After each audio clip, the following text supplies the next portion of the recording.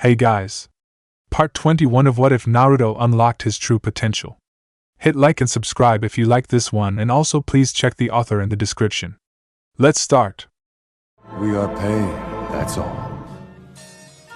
We are God.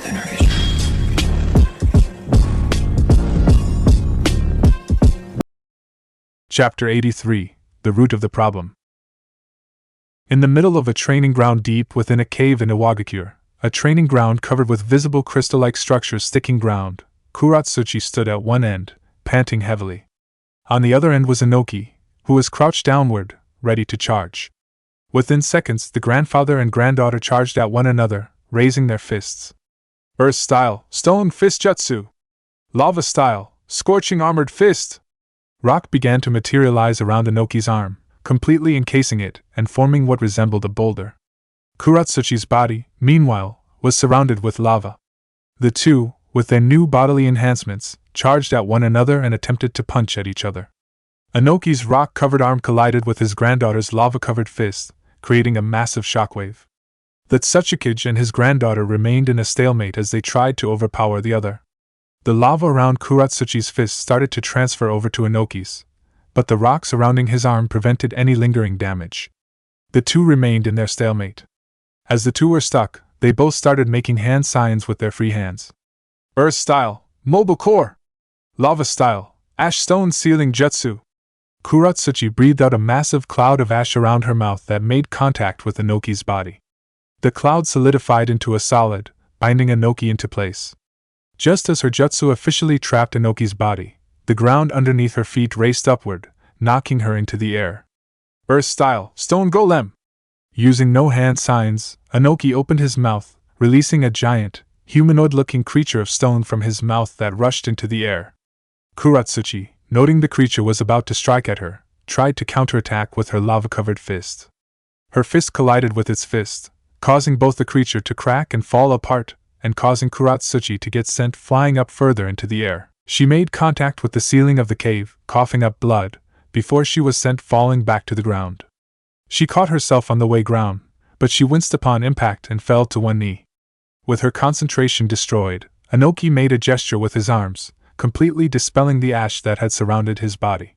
He stared at his granddaughter for a second before he shook his head. "It's late, Kuratsuchi. We're done for the night," he told her. "No. I can continue fighting." Kuratsuchi refused, pulling herself back off the ground. "You're barely standing," Inoki said, crossing his arms. "You young kids think you're hot shit, but you need to understand your limits. You have them, get over it. We need to take a break, Kuratsuchi." Kuratsuchi got into a fighting stance once again, locking eyes with her grandfather. His eyes narrowed on her. The two remained still for nearly a minute until Kuratsuchi finally dropped her stance, recognizing that the Tsuchikage was not going to fight her. "You've made tremendous progress anyway," Inoki admitted, letting a small smile develop on his lips. "Your lava release is getting stronger after all your training with Rashi. You were able to match me in a stalemate, and you managed to trap me with your ash jutsu. You would never have been able to do so before. It's progress, yeah, but it's not enough. I have to get stronger," Kuratsuchi noted, frowning. "I need to get stronger to keep up our good name." "You already have a good name and reputation, Kuratsuchi, separate from mine. No need to pressure yourself," Inoki said, his smile dropping to a frown. "This is about the Kamizura shinobi, isn't it?" "There." "Ugh." Kuratsuchi grit her teeth for a moment. "Gramps, you have to know that they're turning favor away from you. We have to be strong, in case they try something. You know precisely what they will do if they try something." "I'm the one who is going to have to be strong," Inoki replied, "and if you think I'm going to lose to Ishikawa-sama's Bratz Dash, I don't think you will," Kuratsuchi admitted. "But still, I just need to be strong, okay? I need to make sure people realize that IWA is strong already and that they shouldn't just throw it all away because these Kamizura assholes are back in the village and promoting out-of-date philosophy." "Kuratsuchi," Inoki sighed. "You're letting yourself get too stressed out about them. It's unbecoming of you and any proud IWA shinobi." The Jonin tensed at his words, but said nothing. Inoki shook his head as he walked closer towards her. He placed his hand on her shoulder, and the two stared back at each other. "You're an IWA shinobi. You cannot be scared of anything. You cannot be concerned of anything. As long as you have the will of stone, you can do anything, Anoki said, smiling. We are the people of Earth. We are strong and sturdy like the mountains. And with this strength, IWA will never be moved until we move ourselves. So do not let your anxieties cloud reality. Our village will remain strong, regardless of whatever anyone else says. You're right. Kuratsuchi nodded her head. A smile crossed her lips. I guess I'm just being paranoid about things with Suzumabachi. You're right. It's not paranoia. It's just you have to faith that we are strong enough to overcome it, Anoki told her. And we will, Kuratsuchi said. A mischievous smirk developed as she eyed her grandfather's hat. You can't pass the title yet anyway. Not until I get the chance to fight you and take it. Dream on, brat. The Tsuchikage snorted in response. I've got another 10 years before I even think of passing this on. Until then, get in line. I'm already in line, she replied. The grandfather and granddaughter continued to squabble as they walked out of the training ground, heading home after a long night of continuous sparring. Who the hell? Is that Iki? He yawned as he pulled himself out of bed at the sound of knocking. The Kumobakure shinobi got dressed and walked over to the door and opened it. As he had predicted, the Shimo daimyo Iki was on the other side. The elderly man had a timid smile on his face as he waved at him. "Si-san, it is a pleasure to see you. I am sorry to wake you up this early." Iki apologized. "I was wondering if I could borrow you for a moment." Si yawned in response. "I-be, but if you're still tired, I could ask Darui-san or B-san or Yujito-san instead if you'd rather sleep," Iki stated quickly, frowning. "I just wanted to ask one of you for a brief escort. That's all. To the nearby village of Yukihana." "No, it's fine. I can do it for you, Iki-sama," Si noted as he walked out the door with the man. Thank you?" Iki bowed his head. He was about to say something else, but he noticed Si was walking down the hallway towards another door. Where are you going?" "Just going to report to Raikage-sama about your request," Si said as he walked towards the door. "Well, why don't you let him sleep?" Iki said quickly. "Why, your leader is very tired. You should just let him rest and tell him when you get back. It'll only take you 2 hours at most." Si stopped himself from knocking on the door. He looked at the daimyo with narrowed eyes for a moment before he finally shrugged his shoulders and turned around towards him. "Suppose you're right. Raikage-sama has been stressed, recently," Si admitted. "He has," Iki noted, frowning. "He needs to rest more. I've known him for years and he's looking like he's aged too much." Si nodded his head in understanding. The two shinobi then proceeded to walk out of the hotel and move through Shimagakure. After a few minutes of travel, the two reached the entrance to the village and headed out into the snow fields around. "So, if you do not mind me asking, why did you not ask one of your village's shinobi for the escort?" Si asked. "I hate to admit it, but I know you Kumo shinobi are of a C caliber higher than my villages," Iki admitted, looking downward. "Raikage-sama has mentioned that to you before," Si noted, frowning. "Perhaps you should take his suggestions for training your village more seriously." I need to think more about it," Iki said, poking his fingers together. "That is what you always say." Si shook his head, sighing. "And my apologies," the daimyo said. A smile then developed on his lips. "But that's why I'm grateful for when you Kumo shinobi. You are always so strong and capable. Especially someone like you, Si-san, who is an incredible censor." "Well, thanks for the compliment," Si smiled in response. Before the two shinobi could take another step, Iki stopped in his place. His eyes widened and he began to quickly look around the snow fields around them. Si's eyes narrowed slightly on the man. "Iki-sama, are you alright? You look confused," the Kumo shinobi questioned. Where are we?" he asked. "I don't remember leaving my home. Why are we here?" "What?" Si's eyes widened. Before the Kumo shinobi could do anything, a black and white painted puppet with stitching going down its center poked its head out from under the snow directly underneath Iki and Si. Holding a kama in its hand, the puppet swung the weapon upward directly at Si's body. "Ack!" Si hissed in response as the kama struck his skin, drawing blood. "Alright, I sense enemy shinobi presence. Finally. It's coming a few meters away. Is it a puppeteer?" Mind transfer puppet curse jutsu! Just as C was preparing to fight, his eyes widened as an overwhelming sensation entered his mind. He felt an internal suction force on his body for a moment that was overwhelming to him. He closed his eyes for a moment, trying to fight back against it. A second passed, and the force faded away. C opened his eyes to look around and see what happened. What? C internally shouted as he tried to look at his body. He then noticed that his appendages were now made of fabric and stitching, no longer flesh and blood. His body had transformed into the puppet that had just struck at him. What the hell? While C's mind was now stuck in the puppet's body, his physical body began to move on its accord. The body looked around briefly around the area before its eyes narrowed on Iki. "CCCC-san, are you okay?" Iki questioned. What was that?" "A small wound," C responded, smiling. "Strangely though, I don't sense any threats in the area.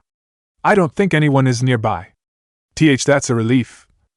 Iki sighed in relief. That must have been some trap left behind from a battle or something." "Suppose so."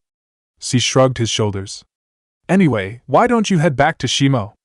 It's a little cold." "It is." The Frost Daimyo shivered for a moment before nodding his head and starting to walk back into the village. "I will see you back then." C waved goodbye as the elderly daimyo walked away. With no one else in the clearing, a smirk developed on his lips as he picked up the puppet. What the hell is going on? What jutsu is this? Is a genjutsu? C wondered as he struggled to pull his conscience out of the puppet's body. Why can't I break it then? Why can't I do anything? I'd stop struggling if I were you. Nothing is going to work. The puppet looked up at C, who had an indifferent look on his face. I'd try and relax if I were you. It'll make your final moments more peaceful. Upon finishing his statement, Torian appeared in the snowy clearing, carrying Fu's unconscious body. The Abdurrahim walked over to C and nodded his head in approval as he reached for his sword. I see it worked, Fu, Torian noted. Was it difficult luring him out this far? No. All I had to do was just transfer my mind with the daimyo-s for a moment. This village has horribly lax security, even with foreign leaders in the village, C replied with a slight chuckle. Anyway, let's get this over with. Torian nodded his head as he pulled out his sword and positioned at C's chest. What kind of jutsu is this? Mind-related. C's eyes widened in horror. Is this the Yamanaka clan's technique? Did Konoha set this up? But why before C's consciousness could finish that thought, his body made a single hand sign just as Torian's sword began to inch its way through his body. Curse seal release. C's consciousness immediately drifted from the puppet's body once again. The force was overwhelming for a brief second until his mind returned to his physical body. The instant his mind returned, however, his heart was impaled by Torian's sword. The Kumobikyu shinobi coughed up blood as his eyes started to close. Within a second, Torian pulled the sword out and C fell to the ground, dead, coating the snow with blood. After C's body hit the ground, Fu's body proceeded to wake up. The Yamanaka stretched slightly before it walked over to C's corpse, taking the puppet out of his hands and pocketing it. Do you think we should hide the body or do we just let the Raikage find out about it? Torian questioned. No need to hide it. We want to stir up some paranoia between him and Konoha. Fu replied, shrugging his shoulders. Let's move on. We got a fight to prepare for.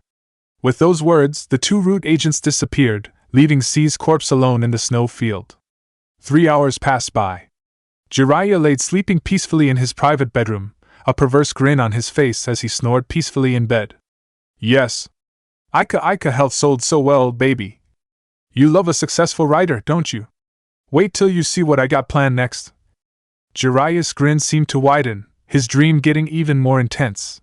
Well, I could use someone to plan with, if you know what I mean. The door to Jiraiya's hotel room was knocked down, falling to the ground. Jiraiya immediately jumped out of bed, completely awake and looking serious, hands making hand signs, as his eyes focused on the door. Within seconds, stormed into the room, carrying a body on his back. What the hell are you doing? Jiraiya hissed. No, Jiraiya, what the hell are you doing?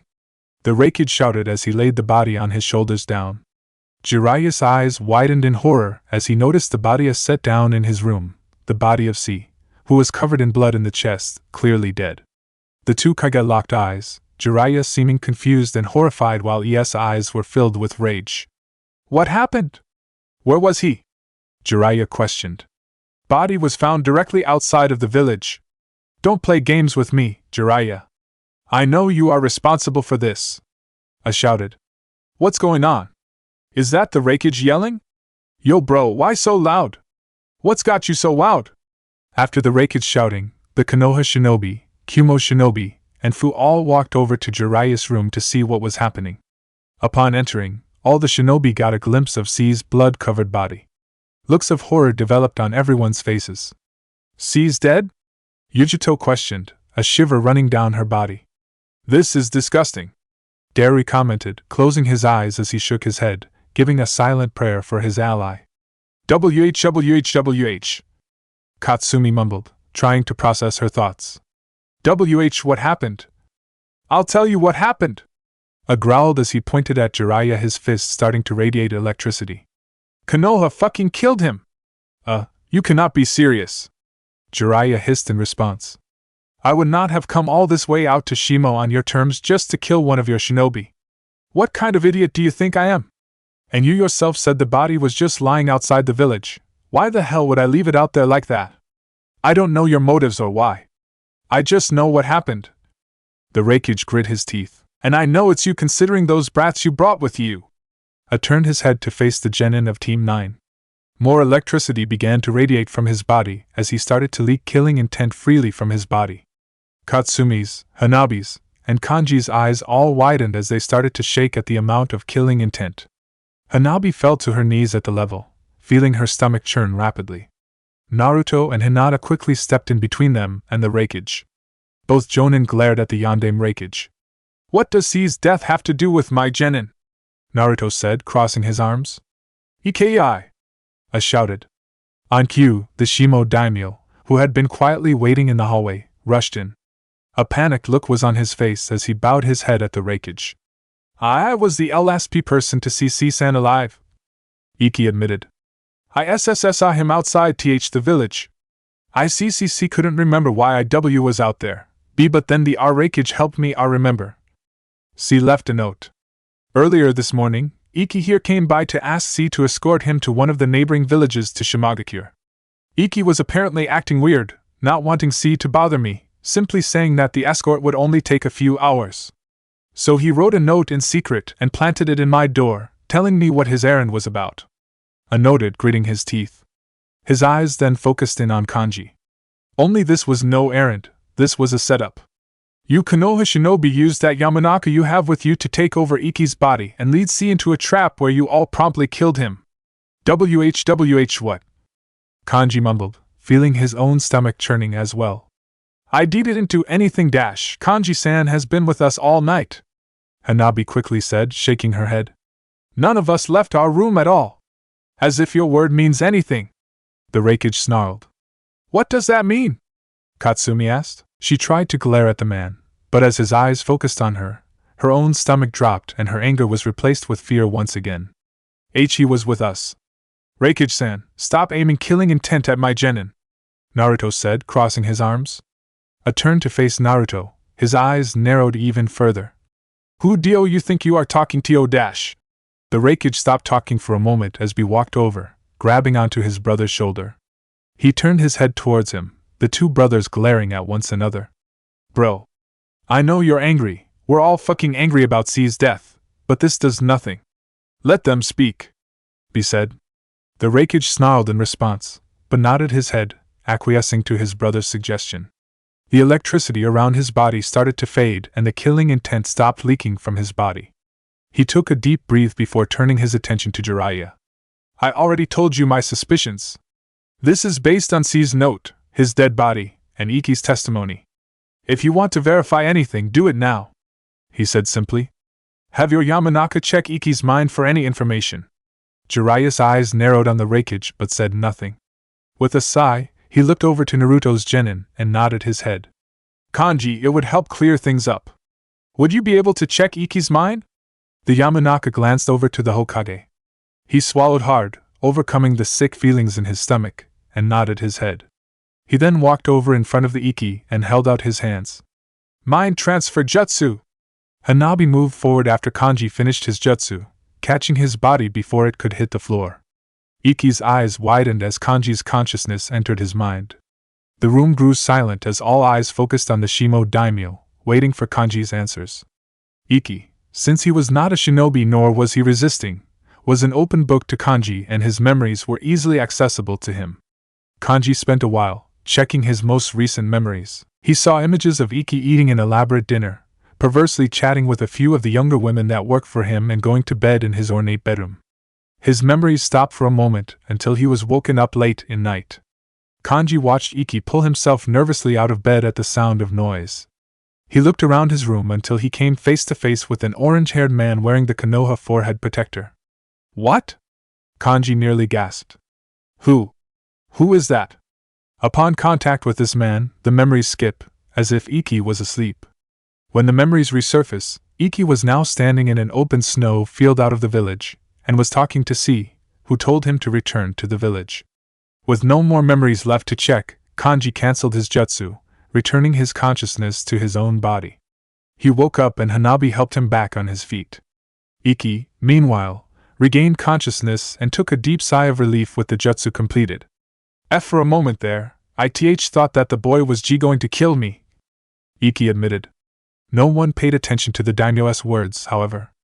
Both Kage stared directly at the Yamanaka, who was looking downward with a troubled look. Iki's testimony is valid, Kanji admitted. A man appeared in his bedroom at night time. After that, his memory skips until he is in a snow field with C. A man. A snarled. What did this man look like? He dash. Kanji stopped himself as his mind focused in on what the man looked like. Orange hair, muscular build, light-toned skin tone that matched his own skin tone, amber-colored eyes, and the Konoha forehead protector. My mind must be playing tricks on me. I'd be thinking about Fuinai lately cause of Fune. No. That can't be right. I saw what I saw. Those were Iki's memories. That is what he saw.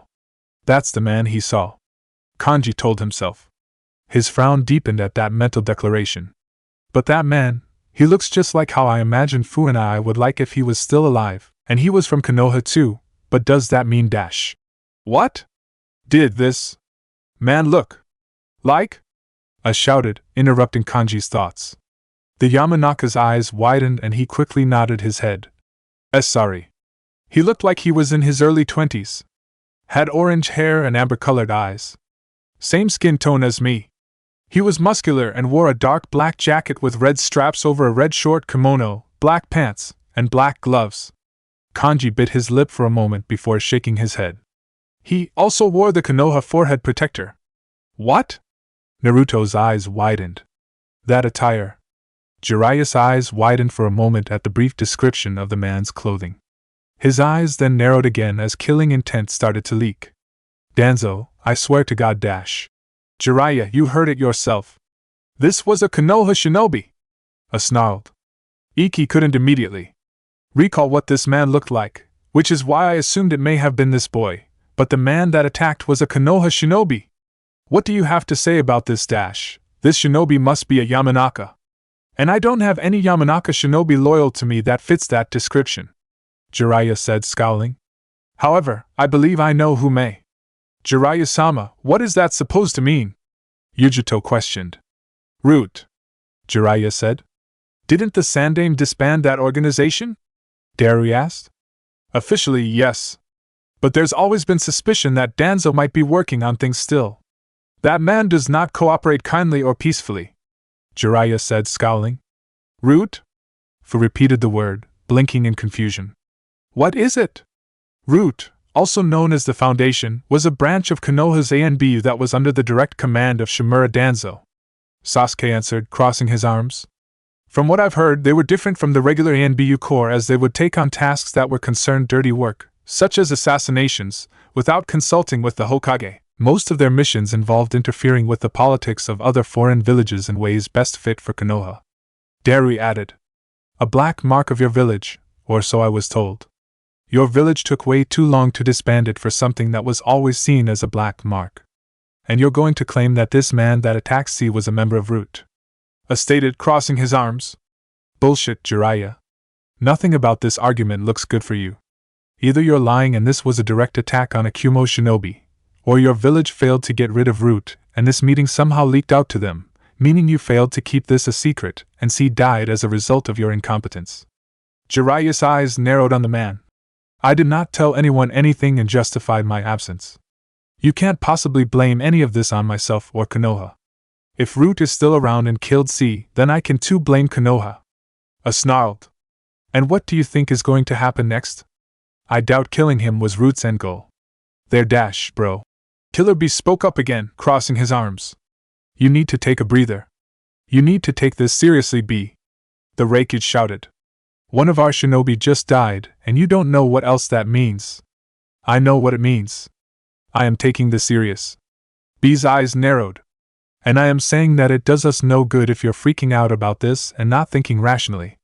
The two brothers were silent for a moment as they stared at each other intently. After a minute of eye contact, both looked away from each other. A then turned around and walked out of the room. I need some fresh air, he declared sharply. No one follow me, unless they want to lose their head. With those words, the Raikage stormed out. Electricity began to leak out of his body once again as he took steps down the hallway. Darui and Yujito both had troubled looks on their faces while Killer Bee simply shook his head, frowning. My bro needs a moment, he'll calm down in a couple of hours. But shit, it's been years since I've seen him this angry. The Hachibi Jinchuriki mumbled. His eyes then focused on C's body. Jiraiya, you're going to have to be straight with us though.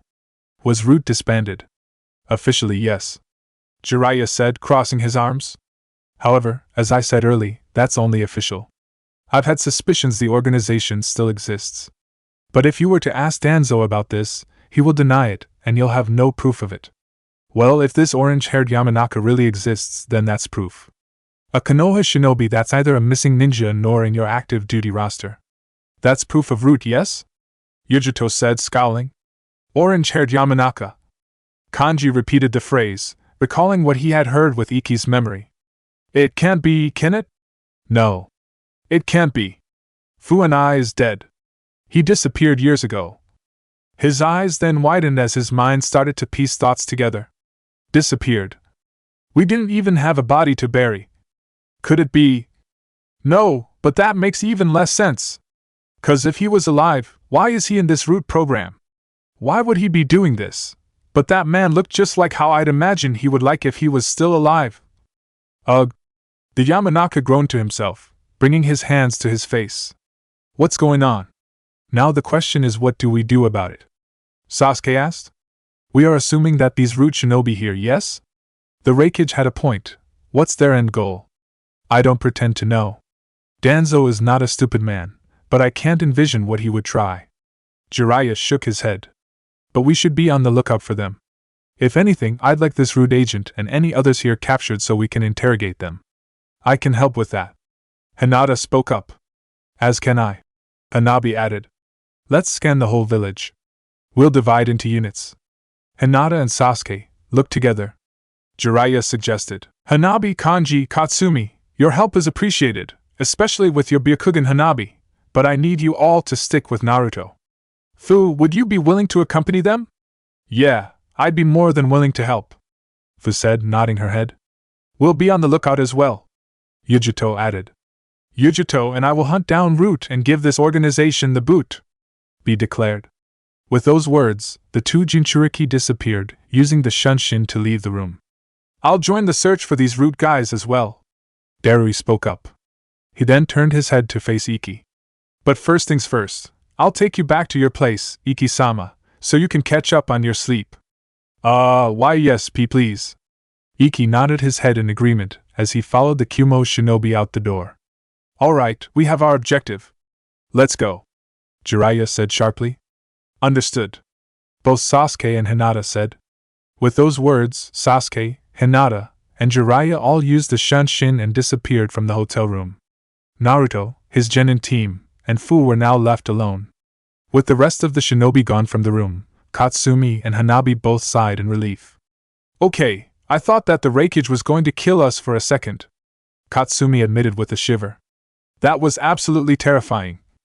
He's scary, Hanabi noted. I would hate to see him in a fight. I know. Katsumi nodded her head, a frown developing on her head. He wouldn't dare do anything. Not while we were here, Naruto said sharply, crossing his arms. He's an asshole with an anger problem, but he's not stupid. But his anger problem isn't going to get any better so long as these root guys are apparently out there. So let's go help out while we can. What the hell even is root? Katsumi mumbled. I still don't get it, even after it was explained. How can there be Konoha shinobi in our village that aren't loyal or known to the Hokage? That was my first time hearing about them too. Naruto admitted, frowning. I don't know what the hell that thing was about. They said it was disbanded and all, but it may still be working. But still, why was such a thing even created? Shinobi have different moral codes. I'm assuming this Danzo guy has a different code of ethics from the Hokage and they made some agreement. Fu noted. Kanji-san? Hanabi spoke up, drawing everyone's attention to the Yamanaka. The boy still had his hands in his face, and looked as if he was both deep in thought and deeply upset. Are you okay? Huh? He blinked, shaking his head for a second. He looked around the room, focusing on Hanabi. Did you say my name? Yeah. She did. Katsumi turned to face him, scowling. Dude, what's up? Some serious shit is going on. You can't afford to space out right now. I know. He sighed, biting his lip. It's just... Kanji. Are you okay? Fu asked, frowning. I know. Not okay. He took in a deep breath before he brought his hands together, looking at his team and Fu with a serious look on his face. I got something I need to talk to you about. All eyes in the room narrowed in on Kanji. Everyone nodded in response. What about? Naruto asked. I know I've mentioned this before to Naruto-sensei and Fune, but I think I'm coming to a bad realization about something. I need to talk to you all about my brother Yamanaka-fu, Kanji stated. Upon killing C, Torian and Fu returned to their outpost in the corner of Shimo. The two root agents waited, Fu concentrating on the chakra presences around the village while Torian started tinkering with the jar marked with the seals poison and isolation. 2 hours had passed after C's death. Fu stood up, finally having information. It seems as if the Raikage is separated from the rest of the shinobi. Yamanaka-fu noted. I noticed that he was together with the Konoha shinobi, so I assume there must have been a confrontation. Good, Torian said. This may be an opportune time to strike. His Kumo shinobi are not with him, correct? No. If I were to guess, the Raikage may have stormed out in anger. Fu guessed. Regardless, he is alone. With a nod and understanding, Torian touched his hand on the jar and pulled out a small scroll. Immediately, the item disappeared in a poof of smoke, getting sealed back into the scroll. I'm ready, the Aburame stated. I am as well, Fu said as he pulled out 2 seals from his jacket's pocket. He placed one on his neck and held out the other to Torian. Active these, by the way. Suppress our chakra and presence for as long as possible. Torian nodded his head as he placed the seal on his neck. This is probably our last moments alive. It has been a pleasure working with you, Fu, Torian said. It has been the same. I doubt I would have survived through our training without you. Thank you for everything, Torian, Fu admitted, letting a small smile develop on his lips. The smile faded as quickly as it came as the 2 shinobi shook hands. For Danzo-san's will, Torian stated. For the good of Konoha, Fu said. With those words, the 2 root agents disappeared from the outpost, leaving it abandoned once again. Ugh, I still haven't seen them, Hinata said, frowning. She and Sasuke were currently rushing on the edge of the village, trying to find any sign of the root shinobi. Hinata had her Byakugan activated and was scanning the area, but was having a difficult time finding the rogue shinobi. What's your field of vision again? You said 25 kilometers, right? Sasuke asked. Maybe we should focus our search outside of the village? Possibly, Hinata said, frowning. But what concerns me is that there are ways to hide from my eyes. I know one shinobi in Kirigakure who is a good enough seal master that she created a seal that made her chakra invisible to my Byakugan. It would not surprise me if a group like this could have similar seals. I suppose that makes sense, which makes it even more difficult to find this Yamanaka root agent. And anyone else he is with, the Uchiha said, sighing. The 2 Konoha shinobi continued to move through Shimo, looking for any signs of root. As they continued to move, memories started to return to Hinata. Sasuke-kun, you said you had heard about Root before this, yes? She questioned. He nodded his head. I've known about them for a while, actually. Itachi had mentioned something about them once. Your brother? Hinata's eyes widened for a moment. Sasuke nodded his head once again, scowling slightly.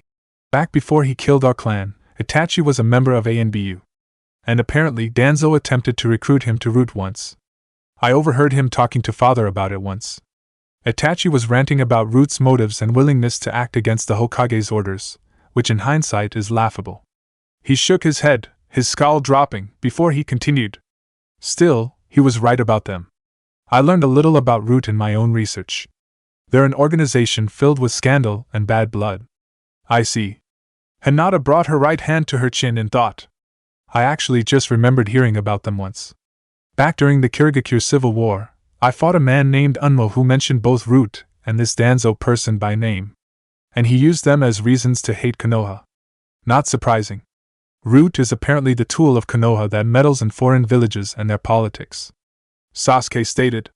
There is rumor that Root actually sent out forces to Amigakure to side with Hanzo and killed the resistance there in the Amigakure Civil War, simply because Hanzo was a predictable leader whereas the resistance was an unknown to Konoha. The Hyuga frowned in response. Stories of Sancho no Hanzo and his cruelty against anyone he perceived to be a threat to AIM, and his reign of AIM were numerous and vivid. For any Konoha shinobi, even ones belonging to a splinter cell group, to align with such a man was horrifying in her mind. This man needs to be found, Hinata said sharply. Sasuke nodded in agreement as the two continued with their search. This is just fucking great. I mentally snarled. The Yondaime Raikage stormed through the streets of the village in an attempt to calm himself down. His efforts did not appear to be working, however, as the man continued to conduct electricity around his body and radiate killing intent. Shimagakure citizens who were unfortunate enough to walk down the street at the same time as him immediately turned corner and ran. I did not seem to notice, however, and continued to move forward, plowing through the snow-covered streets. Jiraiya is not an idiot. He's right. And that Yamanaka brat, if he was simply trying to cover for himself, would have lied about the man he saw. He would not have admitted that the man wore a Konoha forehead protector unless it took him by surprise too. This can't be something Konoha planned. But then that means that this clearly involves Root. I grit his teeth as his stomping grew louder. I gave Jiraiya explicit instructions to keep this meeting to himself. Thanks to his incompetence, he is dead. But what even the hell is Danzo's endgame with this? The Raikage stomping grew louder. This is where Konoha shows its weakness. I would have personally executed Danzo the moment his organization went against my wishes. I would damn well not have simply ignored his actions, even long after it was disbanded. I need that man's head personally delivered to my office, and if I have to do it myself because Jiraiya is too much of a coward to do it himself, so be it. The Yondaime Raikage continued to move through Shimagakure with no destination in mind. He walked into the training ground where the Jinchuriki sparred 2 days prior. Upon arriving, and now completely alone, he stopped walking and started taking deep breaths in. Calm down, he told himself. B is right. Anger is fine, but needless amounts of anger will cloud my judgment. My old man told me the same thing. Just calm down, breathe. I fell to the ground and started doing push-ups at a slow, relaxed pace. Every time he went down to the ground, he took in a deep breath and exhaled as he came up. Just breathe, calm down, he told himself.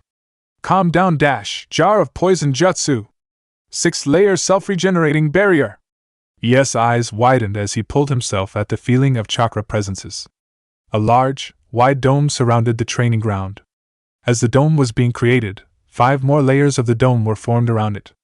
Upon the ends of the dome contacting the ground, the color disappeared, turning it clear and see-through. As the see-through barrier was forming around the battleground, another barrier, one colored purple and black, was created in the middle of the 6-layer dome. The sound of buzzing insects could be heard from the colored barrier, even after the dome had finally finished. With both barrier jutsus created, Toryun and Fu appeared in the center of the battleground. Fu had his hands clapped, as if he was channeling chakra, while Toryun was holding his sword in his hands. I remember you telling me about your brother's death, Naruto said, frowning. But now you're thinking he's not only alive, but he's this Root guy that attacked? I don't know what to think. Kanji admitted, sighing. I just know what I saw from Iki's memories. And the man that he met up with was clearly a Yamanaka with orange hair. I don't know any current person in the clan that has the color of hair he had, except my brother. He then shook his head. And we did his funeral without his body. We only labeled him dead after he was reported missing for long enough. His body was never seen, so maybe it's him. Maybe he never disappeared, maybe he joined Root. But why would he join Root? Katsumi asked. Did he seem like the type to join some group like that? Well, does that even matter? Fu said. This Root group is disbanded officially, right? But it's still operational? That means a lot of things related to it, like recruitment, don't happen normally. Maybe they just happen if its leader takes an interest in them.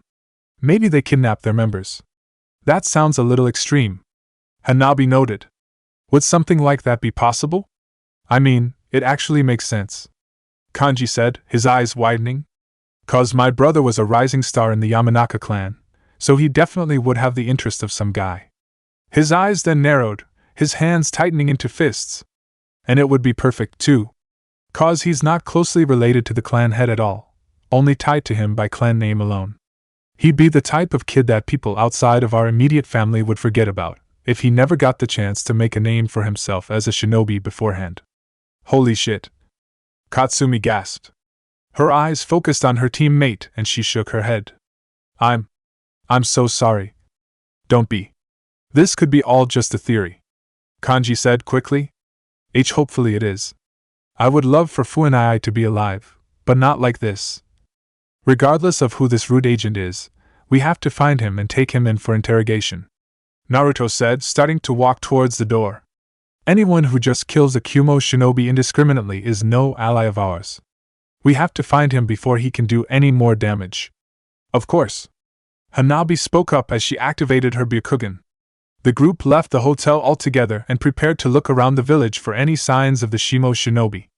As they were about to begin their search, however, Hanabi's eyes noticed something in the corner of her vision.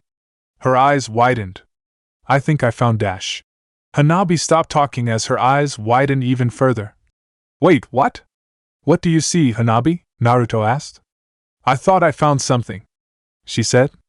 I saw a sudden chakra presence appear over in the training ground where you and our Fu-san fought B-san and Yujito-san. And almost immediately after it appeared, it disappeared.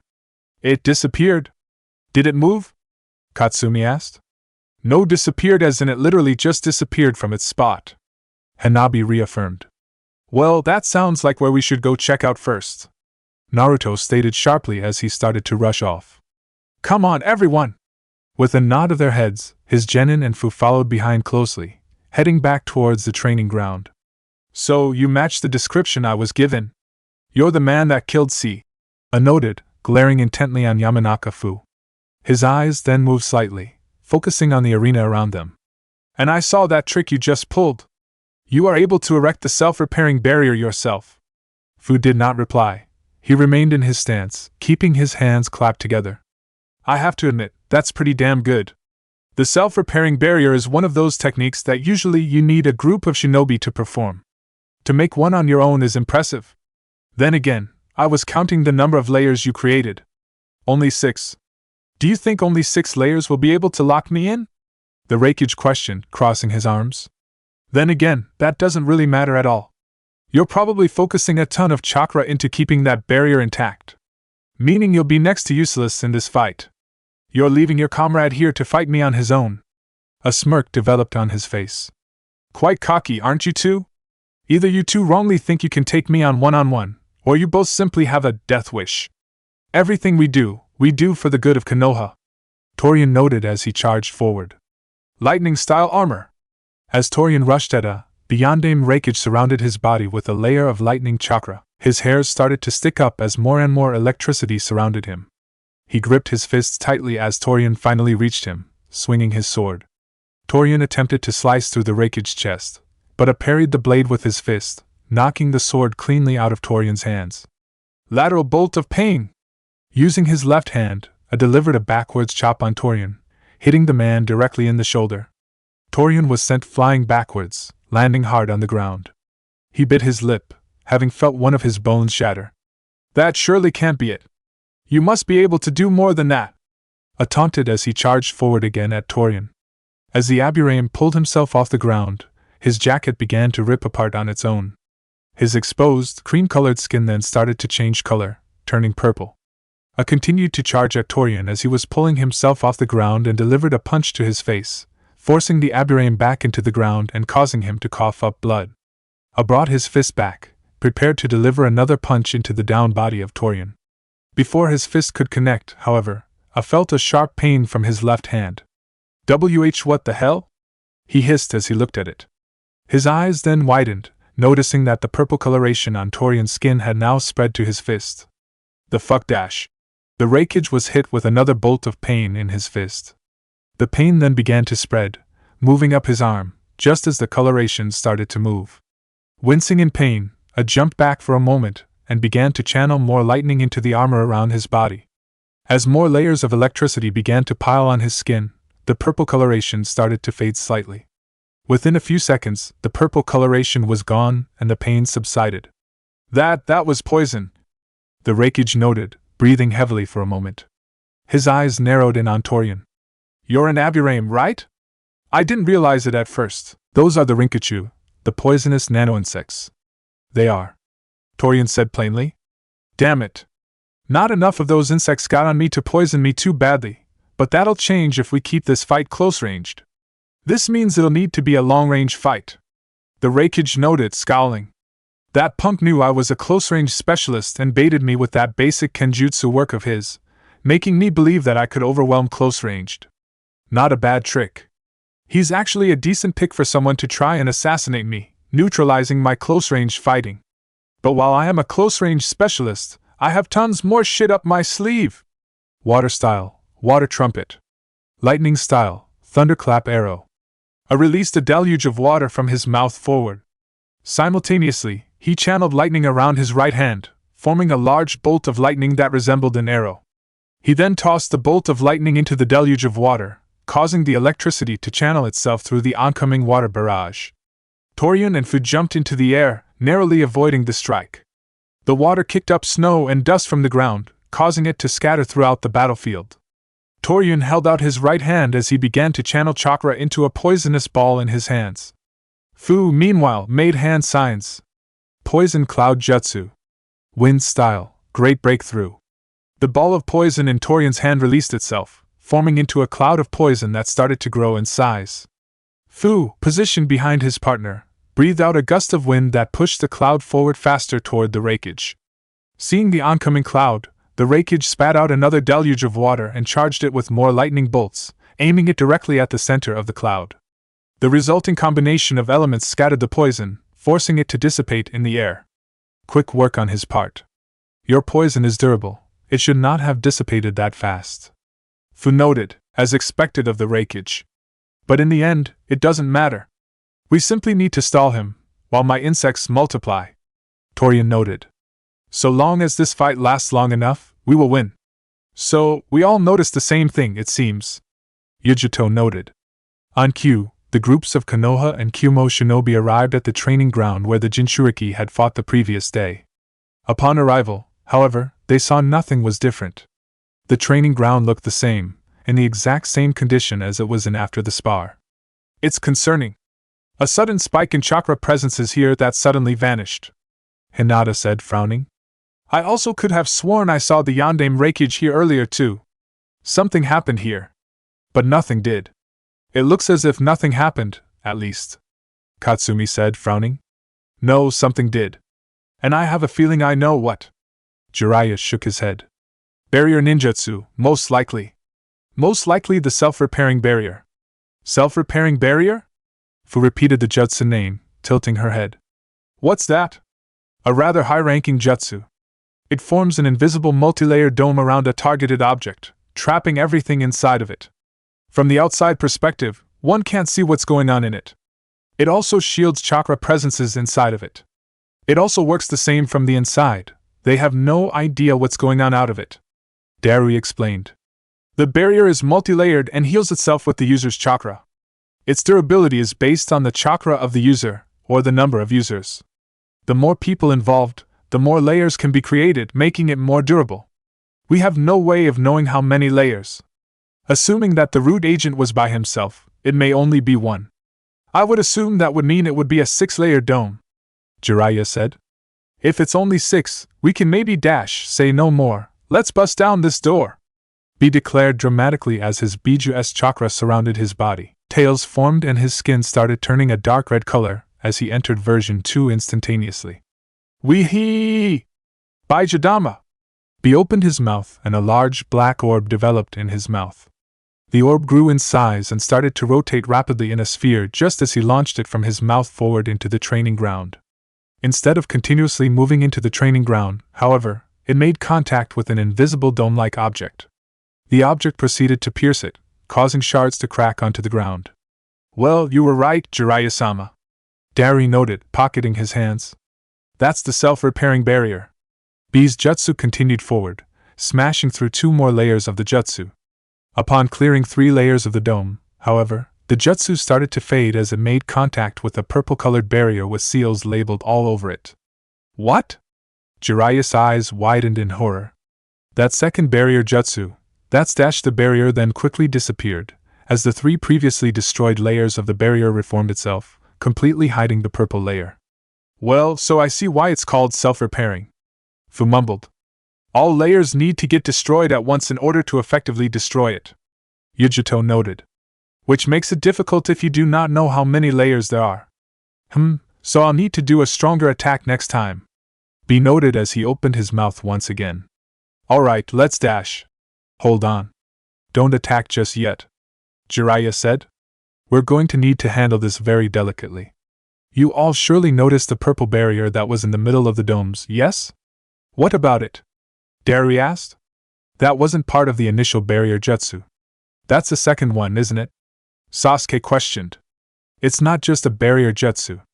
That's a kinjutsu of the Aburame clan, the jar of poison, that only a handful of Aburame clan shinobi across history have been able to accomplish. That jutsu is designed with a barrier, but it's not for protection of the caster, it's to protect the amount of Rinkachu beetles inside of it. Jiraiya explained. Rinkachu? Fu's eyes widened in understanding. I know those. Those are an extremely rare breed of poisonous beetles. Their venom is incredibly lethal, and even mild contact with the beetle alone can cause extreme pain and dizziness. Ingesting the venom in any way is known to lead to almost instantaneous death. Inside that barrier, those beetles are multiplying. The purple barrier itself is composed of remains of infected corpses, which is the ideal breeding ground for them and the reason why the technique is considered a kinjutsu. And if you destroy the barrier, we just unleash the beetles on the outside, the Hokage said, shaking his head. But if we simply just let it be, then they'll multiply enough that they can just swarm and destroy literally anything and everyone. They'd be able to kill Isama. Yujito gasped at the realization before her eyes narrowed. So? I'm ignorant on this jutsu. How do we counter it? Well, the jutsu can be cancelled if the caster is destroyed. The Rinkachu, even in that barrier, are feeding off their host chakra, so if that person dies, it'll be destroyed. Alternatively, we can destroy it from the outside. Jiraiya pulled out a sealing tag as his eyes turned to Naruto. Naruto, take out a sealing tag. You and I are going to destroy it with Fuinjutsu. Gotcha. Naruto nodded his head as he pulled out a tag and a pen. What's the seals? To not waste time, you and I are working on 2 separate seals. I'm going to use one to destroy the barrier around the beetles. You'll be working on one I know for a fact will destroy all of those beetles. Listen to my instructions on the seals, the Hokage said. The first radical is lightning style, thunder bomb. Slammed his hands together, his vambraces clanging against one another, the lightning surrounding his body magnified even further. Multiple discharges of voltage scattered from his body at all angles, completely covering the battlefield with electricity. The voltages then started flying towards Torian and Fu, who were still in the air. Wind style, shield of the wind count! Fu proceeded to wave his arms in a circular gesture, creating a protective barrier of winds between him, Torian, and the oncoming lightning. Yes, lightning was momentarily blocked by the wind and even appeared to start changing directions. Another voltage struck at the windshield, however, allowing the lightning to pierce the wind and strike at both Fu and Torian. Both root shinobi were blasted backwards, the lightning piercing their shoulders, causing them both to bleed and scream in pain as electricity traveled their body. Cute. Did you think wind-style jutsu was going to counter my lightning just because of an advantage in elemental affinity? I taunted as he banged his vambraces together once more. I'm the Yondaime Raikage. You better come at me with the force of a literal tornado if you want to stop my lightning. The Raikage's attention was focused on both root shinobi. Torian and Fu, as they fell after his attack, were now separated. The man's attention was focused on Fu. I might as well kill him first. I can't approach the Aburaim head-on, so I'll go in for a quick kill on the other one and in the process cancel out the self-repairing barrier, he told himself. The Raikage rushed forward at a speed fast enough that he nearly transported himself to Fu's body. Floating directly above the Yamanaka's body, I lifted his leg. Fu managed to turn around in time and make a hand sign. Guillotine drop! Mind trauma blast!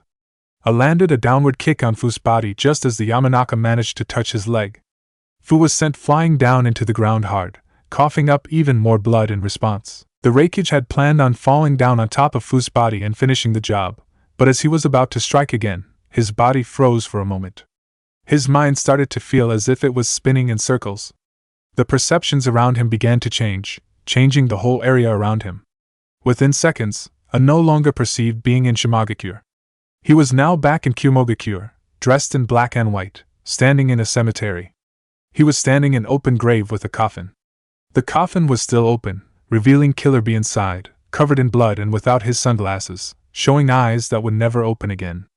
What the hell? B. No B. This can't be happening. ES breathing started to increase as heartbeat increased rapidly. This isn't a genjutsu. What the hell?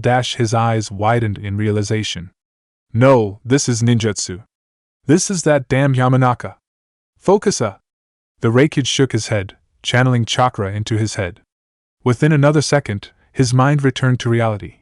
He was now back in Shimogakure. Floating directly in front of him was a stitched-up puppet, holding a kama. The hell is this?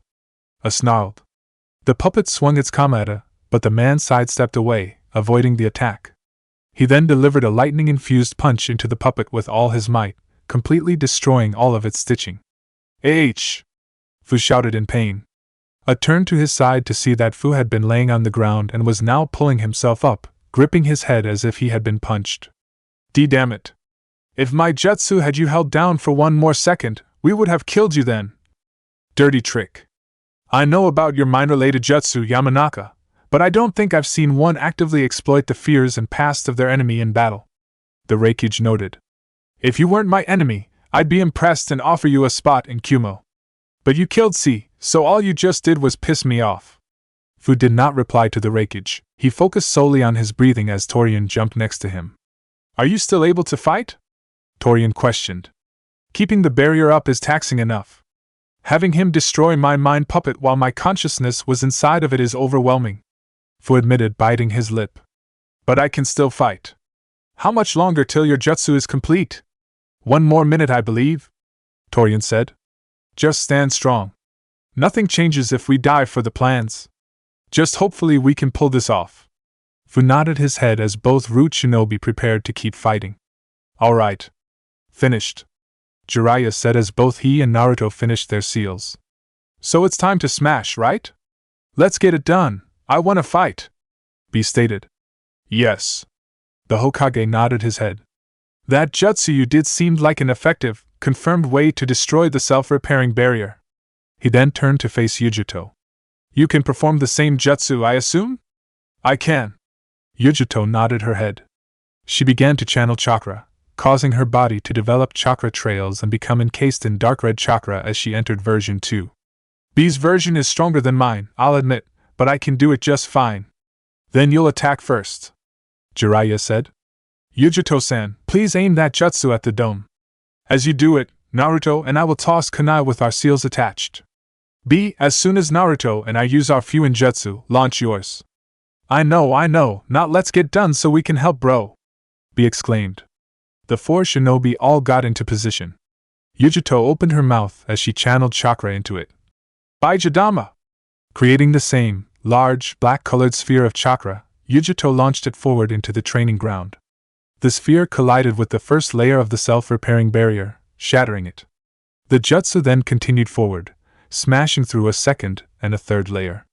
The jutsu subsided afterwards, just in time to reveal the Aburaim Kinjutsu. Both Jiraiya and Naruto tossed their kunai instantly, which made contact with the purple barrier. Fuinjutsu, shield shatter! Fuinjutsu, melting catastrophe! The two seals started to glow in color upon activation, turning a white and red color respectively. Initially, the black lettering on the purple barrier started to fade. The rest of the barrier then fell, revealing the purple Rinkachu beetles, flying in a circular pattern, ready to swarm, overwhelm, and poison anything in its path. Naruto's seal activated at this moment, creating a massive fire that caught onto one of the Rinkachu. The fire then quickly spread until all the beetles were encased in the flames. In 1 second, all the Rinkachu had turned to ash, completely neutralized as a threat. With the insects gone, B proceeded to open his mouth.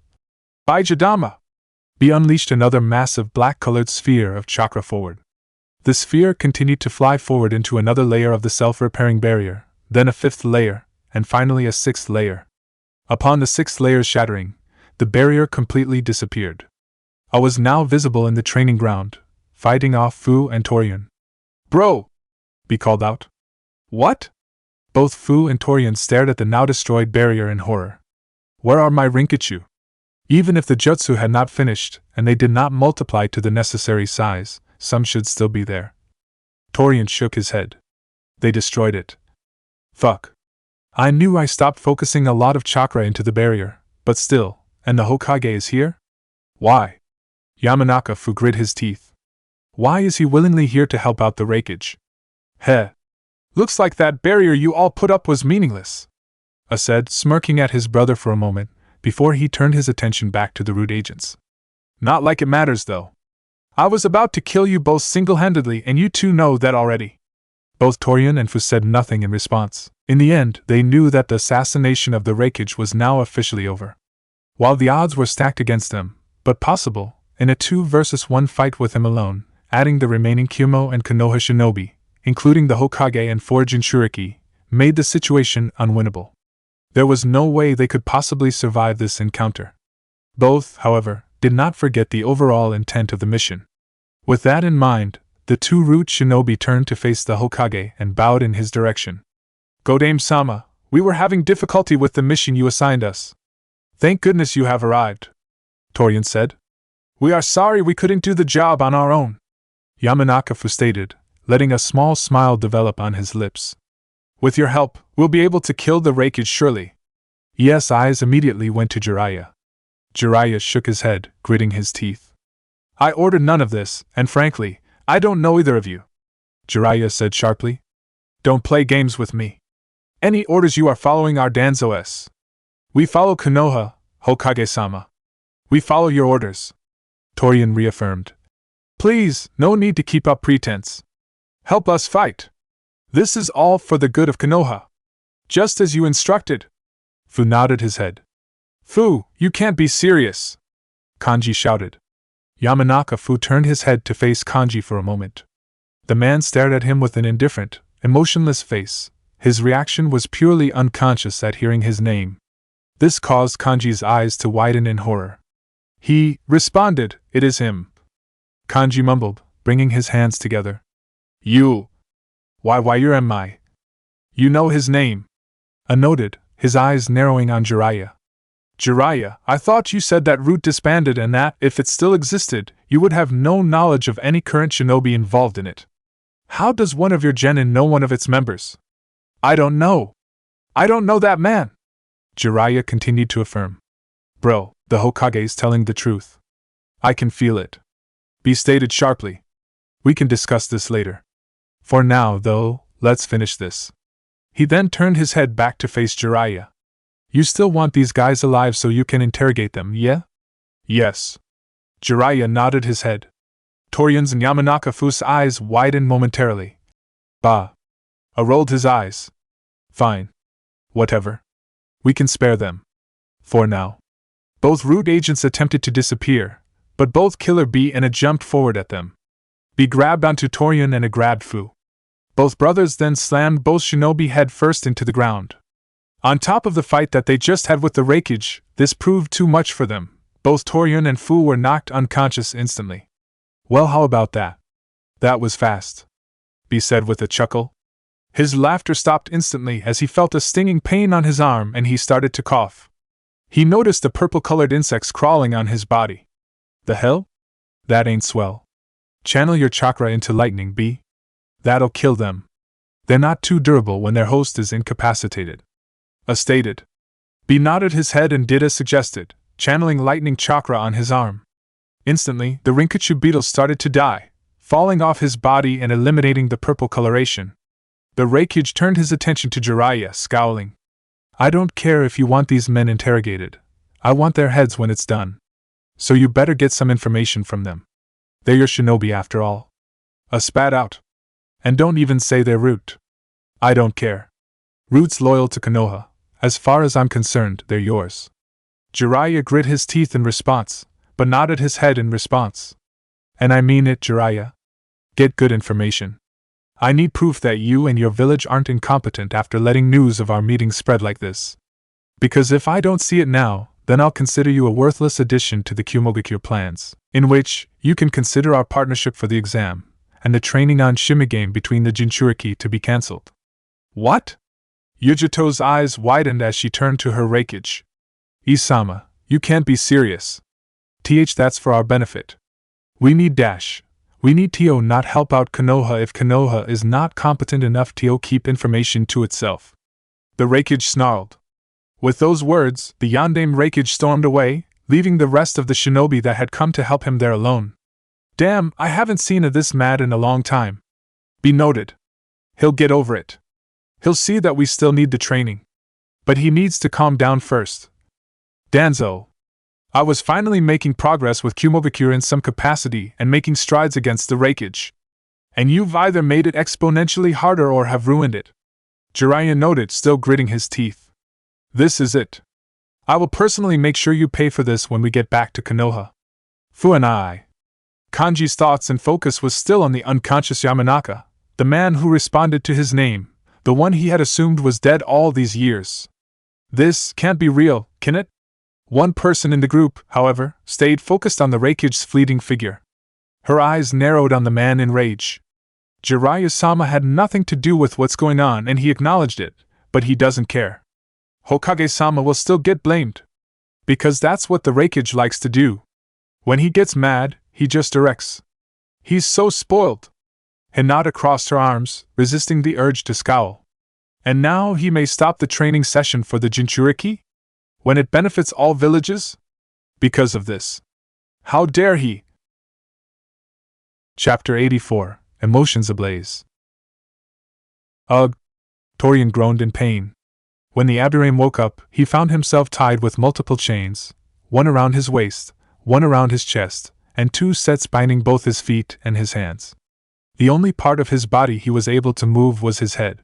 When he tried to assess his situation fully, he was able to discern that he was outside, tied to a large, wooden post. He also could feel that, underneath his clothes, he had sealing tags attached to his body, sealing tags that were sealing off his access to his chakra. You're awake! Finally! Jiraiya walked into the area, stomping on the snow hard. He was followed by Hinata and Fu, the Nanabai Jinchuriki. The 3 shinobi stared at the man, who was looking at them with an emotionless face. It's to be expected that you woke up so fast, even with the beating the Raikage gave into you. You were trained in Danzo's regime. I know the shit he did when Root was still publicly known. Jiraiya noted, his eyes glaring into the man. Hope you don't mind the cold, by the way. Shimo doesn't have an official building for TNI, so we improvised with the outside. Torian said nothing. He only continued to stare at them with his emotional glance. By the way, do not worry about your Rinkachu. Fu added. The chakra seals Jiraiya put on your body only sealed off access to your chakra and prevent you from letting them out of your body, but they're still able to be inside you and host with no risk of death. They'll be fine. Torian turned his head to the Jinchuriki. He nodded his head. I appreciate that. She shook her head. Your insects, while your tools for your jutsu did nothing wrong, they just work with their host. There's no reason for them to needlessly suffer. Jiraiya walked up towards Torian's face and brought his face directly in front of him, scowling. What's your name? He questioned. I have no identity, Torian replied. You do too, Hinata said, frowning. We know your partner is named Yamanaka Fu. We know you are an Abirame already. Fu added. I have no identity, Torian repeated. Jiraiya immediately punched Torian in the face. The Abirame groaned in pain slightly in response, but he was able to turn his head back to face Jiraiya with the same emotionless glance. I have no identity, he stated again. We know enough about you. An Abirame that works for Root, Jiraiya said, eyes glaring. What were you doing here? Torian said nothing. Jiraiya's scowl deepened. What were you doing here? We know Danzo sent you. We know you and Yamanaka Fu killed C. We know you tried to kill the Raikage. Why? Jiraiya questioned. Torian said nothing once more. Were you trying to create a war with Kumo? The Hokage asked. Or was something else the reason? What benefit does Danzo get from this? I have no reasons, Torian said. Can you say anything other than that? Fu asked, frowning. I have no reason to, Torian replied. Well, you're a smartass. The Jinchuriki crossed her arms. If you have no reasons for anything, are you implying you have no ties to Danzo? Jiraiya questioned. So, you'd have no care at all if I personally executed when I returned to Konoha? I have no reason to care, Torian replied. Danzo, if I have to give you credit, it's for how your effective brainwashing, or whatever technique you used to get this level of intense emotionlessness. Jiraiya sighed. This is going to be a long session. It was going to be a long day, but he was not going to stop trying. He needed information, and he would force it one way or the other out of the Abirame in front of him. This man has a really strong determination. He's not even breaking at all. Hinata noted, frowning slightly. I wish Anko-sensei was here. This is her specialty. She shook her head for a moment. Hopefully Naruto-kun and Sasuke-kun are having better luck with his partner. Yamanaka Fu was tied to another wooden post in a snow field 5 kilometers away from Torian. Naruto and Sasuke stood in front of the man, waiting for him to wake up. Standing behind them, with his eyes somehow more focused on the Root agent, was Kanji. Naruto had initially requested his genin students wait in their hotel room, a request that Katsumi and Hanabi consented to, but Kanji insisted to be there to interrogate Fu. And while Naruto could have overridden his request, he knew that his student had the right to question his brother. With that in mind, he allowed the boy to come. The trio remained quiet for roughly 30 minutes until Fu started to wake up. The Root agent's eyes widened as he became aware of his environment and his condition. Rise and shine, Naruto said. Took your time waking up. Fu did not reply. His eyes continued to move around the area. His eyes eventually settled in on Kanji. Hey B-bro, Kanji mumbled. He tried to meet his brother's gaze, but he was unable to do so. Fu blinked for a moment before turning away, saying nothing in response. Let's get to the point. You know exactly what's happening, Sasuke said bluntly as he rushed at Fu. He pulled out a kunai and held it against his threat. Yamanaka Fu, member of Root, what was your objective? We know exactly what's going to happen, so drop that kunai. Fu spoke up, using Sasuke's words. You're not going to kill me. We have your partner here. We can just get info from him. Believe me, you're expendable, Sasuke warned, pressing the blade of the kunai against Fu's skin. Much more than you believe. The edge of the blade went in slightly, drawing blood. Fu's eyes twitched slightly in pain, but the Yamanaka continued to look unfazed. I have nothing to say, Fu said. And why? Naruto asked, frowning. I am ignorant, the Yamanaka replied. Bullshit, Sasuke said. He pulled the kunai away from Fu's neck and proceeded to stab him in the shoulder. Fu's eyes shot open and he let out a loud shout in pain. What was your damn objective? I have nothing to say, Fu retorted. Fu and I, why did you join Root? Kanji asked, drawing attention to him. The genin bit his lip as he did his best to meet his brother's eyes. Why? Mom and Dad and I thought you were dead. Our whole clan thought you were dead. Fu said nothing. He continued to stare at his brother. We had a funeral for you for fuck's sake, Kanji exclaimed, tears forming in his eyes. If you were a part of this organization and alive, why did you have to die to do it? Why didn't you just let us know you were alive? Fu continued to stare at his brother. I lost my big brother that day. I lost my best friend. And why you? Did you lose anything?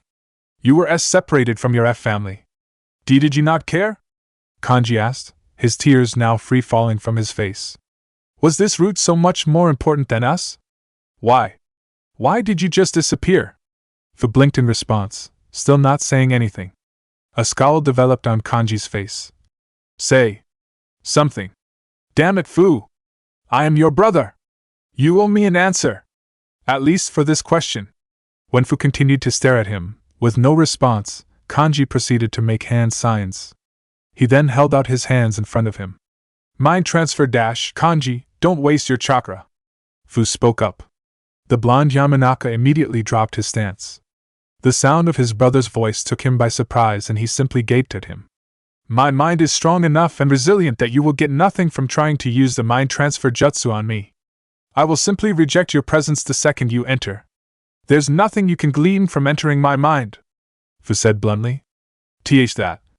That's it. Kanji spoke slowly.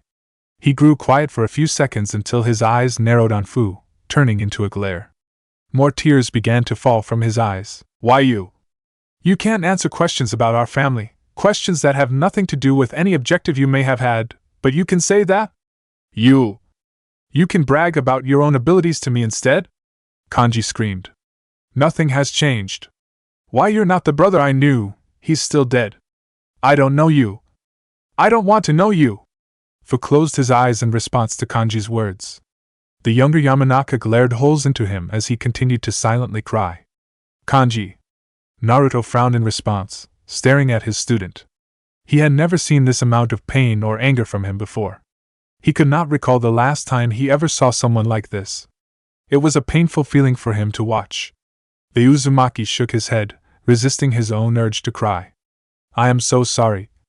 He's been betrayed. On a level that he has never felt before. By family. By his best friend. Sasuke looked at the younger Yamanaka intently. I wonder. Would that be my reaction if I learned Itachi killed our clan if I was older? If I spent all of this time thinking he died only to find out he was alive and killed them now? After roughly a minute of silence, Kanji simply turned away. He started to walk away from the snow field slowly, but after a moment, his walking turned into running. Damn it! Naruto shook his head as he made a hand sign, creating a singular shadow clone. Sasuke, my clone will stay here to help you for a moment. I need to check on him. Understood. The Uchiha nodded. Do what you need to do. Naruto ran off, following Kanji. Sasuke and the clone turned around for one moment, watching Naruto's fleeting figure. With no one paying attention to him, Yamanaka Fu opened his eyes. Teardrops fell from both of his eyes as he shook his head. Kanji. I'm sorry. I can't say anything. Sasuke turned around in time and his eyes focused on Fu. He turned around just in time to see the last of Fu's tears fall from his face. A scowl then developed on Sasuke's face as he took his kunai and dug into Fu's other shoulder. Aghhh, Fu screamed, louder than earlier. Don't cry. You have no right to! Sasuke hissed in response. Men like you who betray the trust of your brothers have no right to cry about their feelings. I know, Fu replied. His response took Sasuke by surprise for a brief moment. The moment was fleeting, however, as his eyes narrowed on the Yamanaka. So you do know some things. So, let me know what you do know. The Uchiha hissed. I'll ask you one more time.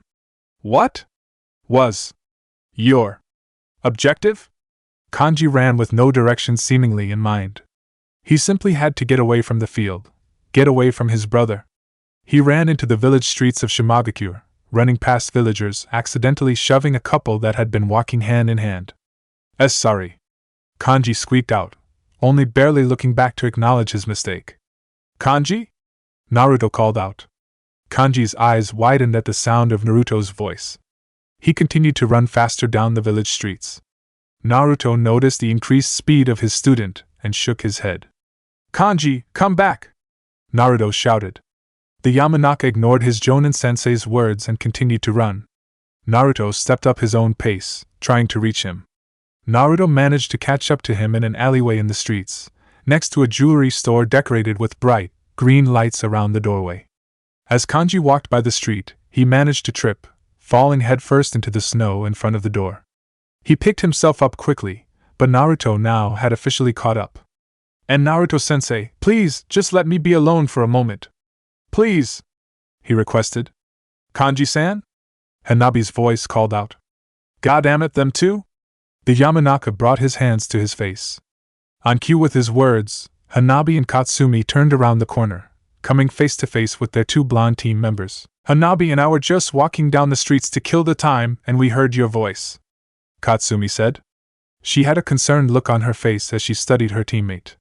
What happened? PP please. I'll let me be alone, Kanji pleaded, stepping back into the doorway of the jewelry store. I just need some time to try and forget. Kanji. Naruto frowned, taking one step forward. Please let me let you what? Talk to me? Try to make me feel better knowing that my brother, whose death greatly impacted my view of the world, is not only still alive but seemingly gives no fucks about his family? Kanji shouted. How? How the fuck can you make me feel better right now, Naruto-sensei? I don't know. Naruto shouted back. But I need to try at least. He closed the distance between himself. Kanji attempted to step backwards, but the door of the shop blocked him. Naruto, therefore, managed to pull him into a hug. Kanji initially resisted, but after a second of trying, he relented and let his sensei hug him as he sobbed openly into his shoulders. He doesn't care. He doesn't care about me, or our family. He left us to join a radical group that goes against the Hokage. He stated. I can't take this. I can't take this. I just want my brother back. And not that man. Naruto said nothing as he continued to hug his student, who was unable to say anything any longer, and just cried. Both Hanabi and Katsumi began to tear up as they rushed over to the two blondes, turning it into a group hug. Kanji. I can't even imagine this. I really am sorry. Katsumi mumbled, rubbing her hand on his back. The Yamanaka said nothing in response, he simply nodded his head in acknowledgement. I don't think there's anything that can be said or done to just make you feel better, Naruto said bluntly. Because it's bullshit. Nothing about this is right for you. I know, Kanji said. I just want it to end. That sounds like me, when I learned I was a Jinchuriki. Naruto admitted. Kanji, along with his other students, turned to face the Uzumaki. I didn't really show it much back then. But the realization of it all, and the realization of why the villagers didn't like me, it was a lot to take in. At first. Especially when it came to the villagers. The groups of people that I thought I could one day impress and force to acknowledge me. When I first learned about the Kyuubi, I thought that meant there was nothing I could do. They'd always remember the attack on my birthday, and they never recognize me. Naruto-sensei, the village sees you as one of the top shinobi. The village loves you. Kanji replied, frowning. They do now. Not back then. Not when I learned about the Kyuubi. And back then, I had no way of knowing things would get better. I assumed it wouldn't, and well, it hurt, and that hurt didn't go away for a long time. A small smile developed on his lips. But it could have been worse, had it not been for Hinata-chan and Shikamaru. My two friends, who learned about me being a Jinchuriki at the same time, they accepted me. They understood what I was feeling. And they stood by my side. Kanji pursed his lips. All I am trying to say, Kanji, is that I know. There's nothing we can say or do to make you feel better. Especially right now. But don't feel like you're alone. Or that you're better off alone, trying to feel better on your own. Because you have me with you and I'll always be there to listen. Naruto's smile widened as he gestured to the other genin in the hug. And it's not just me, you know? Naruto-sensei is right. Hanabi stated. We are a team, Kanji. Kanji-kun. And a team always sticks together. Damn right. Katsumi said sharply. We'll always be at your side, when you need. Just like you are with us. Kanji sobbed more and more to himself. I don't know what to say. Then don't say anything. Naruto said, smiling. Don't feel pressure or anything. You're fine, Kanji. The group remained silent for a moment longer. Kanji's sobbing finally started to stop, and he seemed to return the embrace of the hug more and more. After 3 minutes, the group finally dropped the hug. The members of Team 9 walked out of the doorway into the streets, giving Kanji the space. I really don't know what to say. But I think I needed to hear, all of you then, the Yamanaka said, rubbing at his eyes. A small smile developed on his lips, one that was not necessarily happy, but sincere nonetheless. Thank you? No need to thank us, Kanji. It's all the truth, Katsumi said. 'Cause you're a cool guy. Even though your puns suck. Heh. A small, slightly forced chuckle escaped the Yamanaka's lips. My puns are the best thing about this team. Why, you know you love them. I draw a line somewhere in our friendship, Kanji. That's the line, Katsumi replied, crossing her arms. Boring, he replied. Team 9 laughed together, the atmosphere becoming more relaxed between the team once again. Anyway, I'm probably going to have to head back to the interrogation. Can't leave Sasuke alone for too long, even if he does have one of my clones, Naruto said. His eyes then focused on Kanji. You don't have to come back if you don't want to. No. I feel like I should. I need to be there. When you all finally get his answers, Kanji said, sighing. His eyes then moved to the side for a moment. Naruto-sensei? Would it be alright if Katsumi and Hanabi came with us? We can come? Katsumi blinked. I would like them to, Kanji said, frowning. Just for the support, I guess. That's fine. I'm okay with it now. If Sasuke isn't, we can tell him to fuck off, Naruto said, chuckling slightly. That's not nice to say about him, Hanabi said, frowning. Sasuke-san is nothing but polite to us. He's polite, yeah, but he's still an ass. You'll understand when he becomes more comfortable with you. That's when he lets people see his jerkish behavior, Naruto explained. After one final joke about Sasuke's temperament, Team 9 walked back to the interrogation post in order to face Yamanaka-fu one more time. Alright, this is the place, Tayuya told herself. Konoha's spymaster had walked through the streets of Iwagakure until she reached a large clan estate. The buildings on the estate were traditional, painted white with red tile roofs on the top. The buildings also featured silver pillars on the outside, seemingly giving the buildings their foundation. In front of the building was a silver-colored arch that had 2 swords engraved into its design, with a sign printed on it that read Kurigane Clan Estate. Tayuya walked under the arch and into the compound. She walked 5 feet before she heard someone call out her name. Tayuya, you made it. She turned her head in time to see Suzumabachi approaching her along with her 2 brothers, Kurobachi and Jibachi. Thanks for coming by. Nah, it's no problem. We gotta practice after all for tomorrow, Tayuya replied with a chuckle. She then looked over at the 2 men behind Suzumabachi. These are your brothers, right? We are. Jibachi nodded. He held out his hand, smiling. Kamizuru Jibachi. It's a pleasure to meet you. Tayuya took his hand, shaking it, which caused him to chuckle. My, you got a good grip for a woman. And that's supposed to mean what now? Suzumabachi questioned, turning to face the blonde Kamizuru with a scowl. That was a compliment. Jibachi broke the handshake to turn his attention to his sister, frowning. It meant nothing. Kamizuru Kurobachi. Kurobachi interrupted his brother, greeting Tayuya. Unlike the blonde, he did hold out his hand. You are the musician Suzumabachi hired, yes? I hope you aren't shit. Resisting the urge to scowl, Tayuya put on a sweet smile as she pulled out her flute and brought it to her lips. She took a few seconds to make sure her flute was tuned before she started playing a popular song in the Elemental Nations, Haruka Kanata. Holy shit. Suzumabachi's eyes widened with each note Tayuya was playing. Incredible. Jibachi clapped his hands together, grinning. Tayuya played the first verse of the song and its chorus before she stopped playing. She swung her flute in her hands dramatically before putting it in its holster.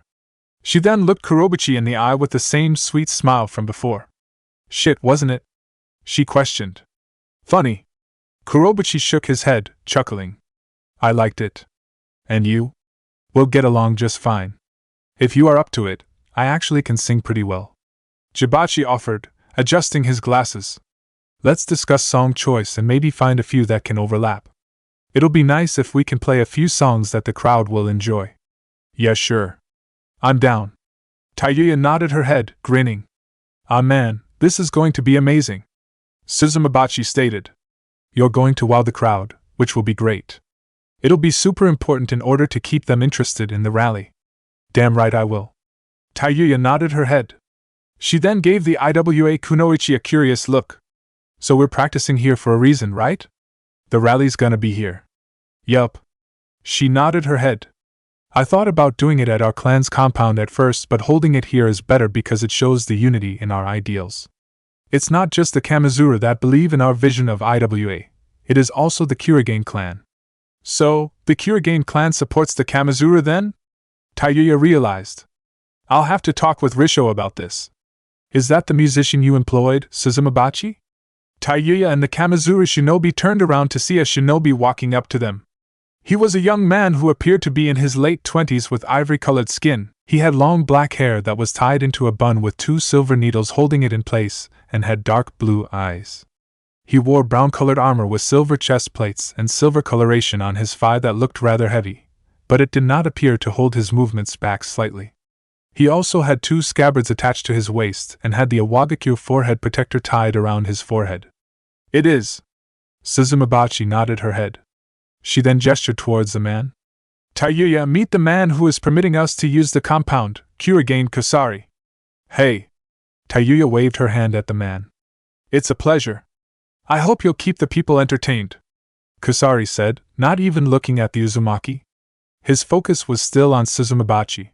It is scheduled tomorrow. Do you have your speech ready? I do. It'll start with a lot of focus on IWA pride and our strengths and our history.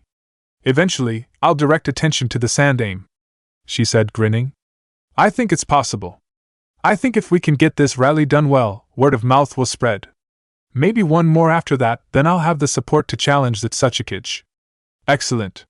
And I will wish you luck, Kusari said, grinning.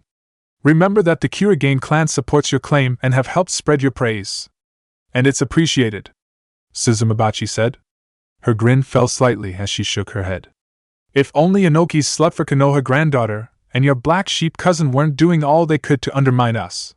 Kusari's grin completely fell and a scowl replaced it. Risho has certainly had no impact.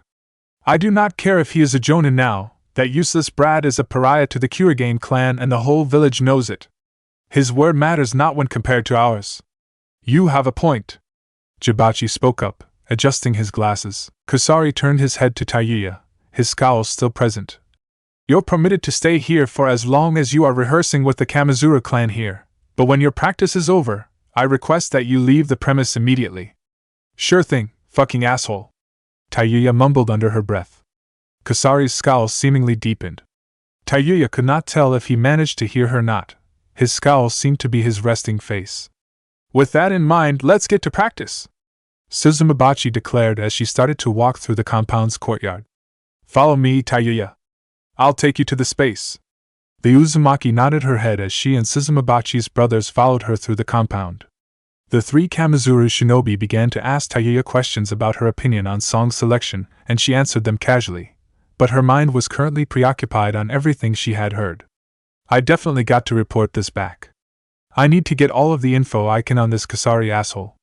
I'm starting to worry that things might escalate here sooner than Jiraiya and I were thinking it would. Taiyuya noted. You're back, Sasuke noted as Naruto returned to Fu's interrogation post, which prompted his clone to dissipate. The Uchiha's eyes narrowed on the genin with him. I thought maybe you'd bring Kanji back with you. Didn't realize you'd bring your whole damn team. It's not a problem, right? Hanabi asked him. No, it's fine. I don't care. Sasuke shrugged his shoulders. Naruto's eyes were focused on Fu. He noticed that the Yamanaka was breathing rather heavily. He then noticed the number of wounds on his body. His clone's memories came back to him. Sasuke continued to stab the Yamanaka every time he refused to talk and, as Naruto could both remember and now see, he had refused to do so. Yamanaka Fu, how are you feeling? The Jinchuriki asked. Because it seems you've lost a lot of blood. Go fuck yourself. Fu hissed in response. Nah, I don't wanna. Naruto shook his head. Look, we'll stop the moment you begin to share answers with us. I have nothing to say. He answered. You have plenty. You just aren't talking. Naruto corrected, crossing his arms. Which, by the way, you do realize what your actions are causing, right? How much damage you've done to Konoha and Kumo's relationship right now. This could seriously backfire in Konoha's face if war broke out between the two villages, especially right now when Akatsuki is still around. His eyes narrowed. Do you seriously want Konoha to get into another war and potentially lose tons of lives because of your actions? What could possibly be worth it? I have nothing to say. The Yamanaka repeated. Naruto's eyes briefly focused on Kanji. He noticed that his student was glaring holes into his brother. He also noticed a quiet, strong determination radiating from his student. Kanji is strong. He's going to be fine. With that in mind, I should switch to a topic that we could maybe get Fu to start talking about. Naruto mentally noted as he turned his full attention back to Fu.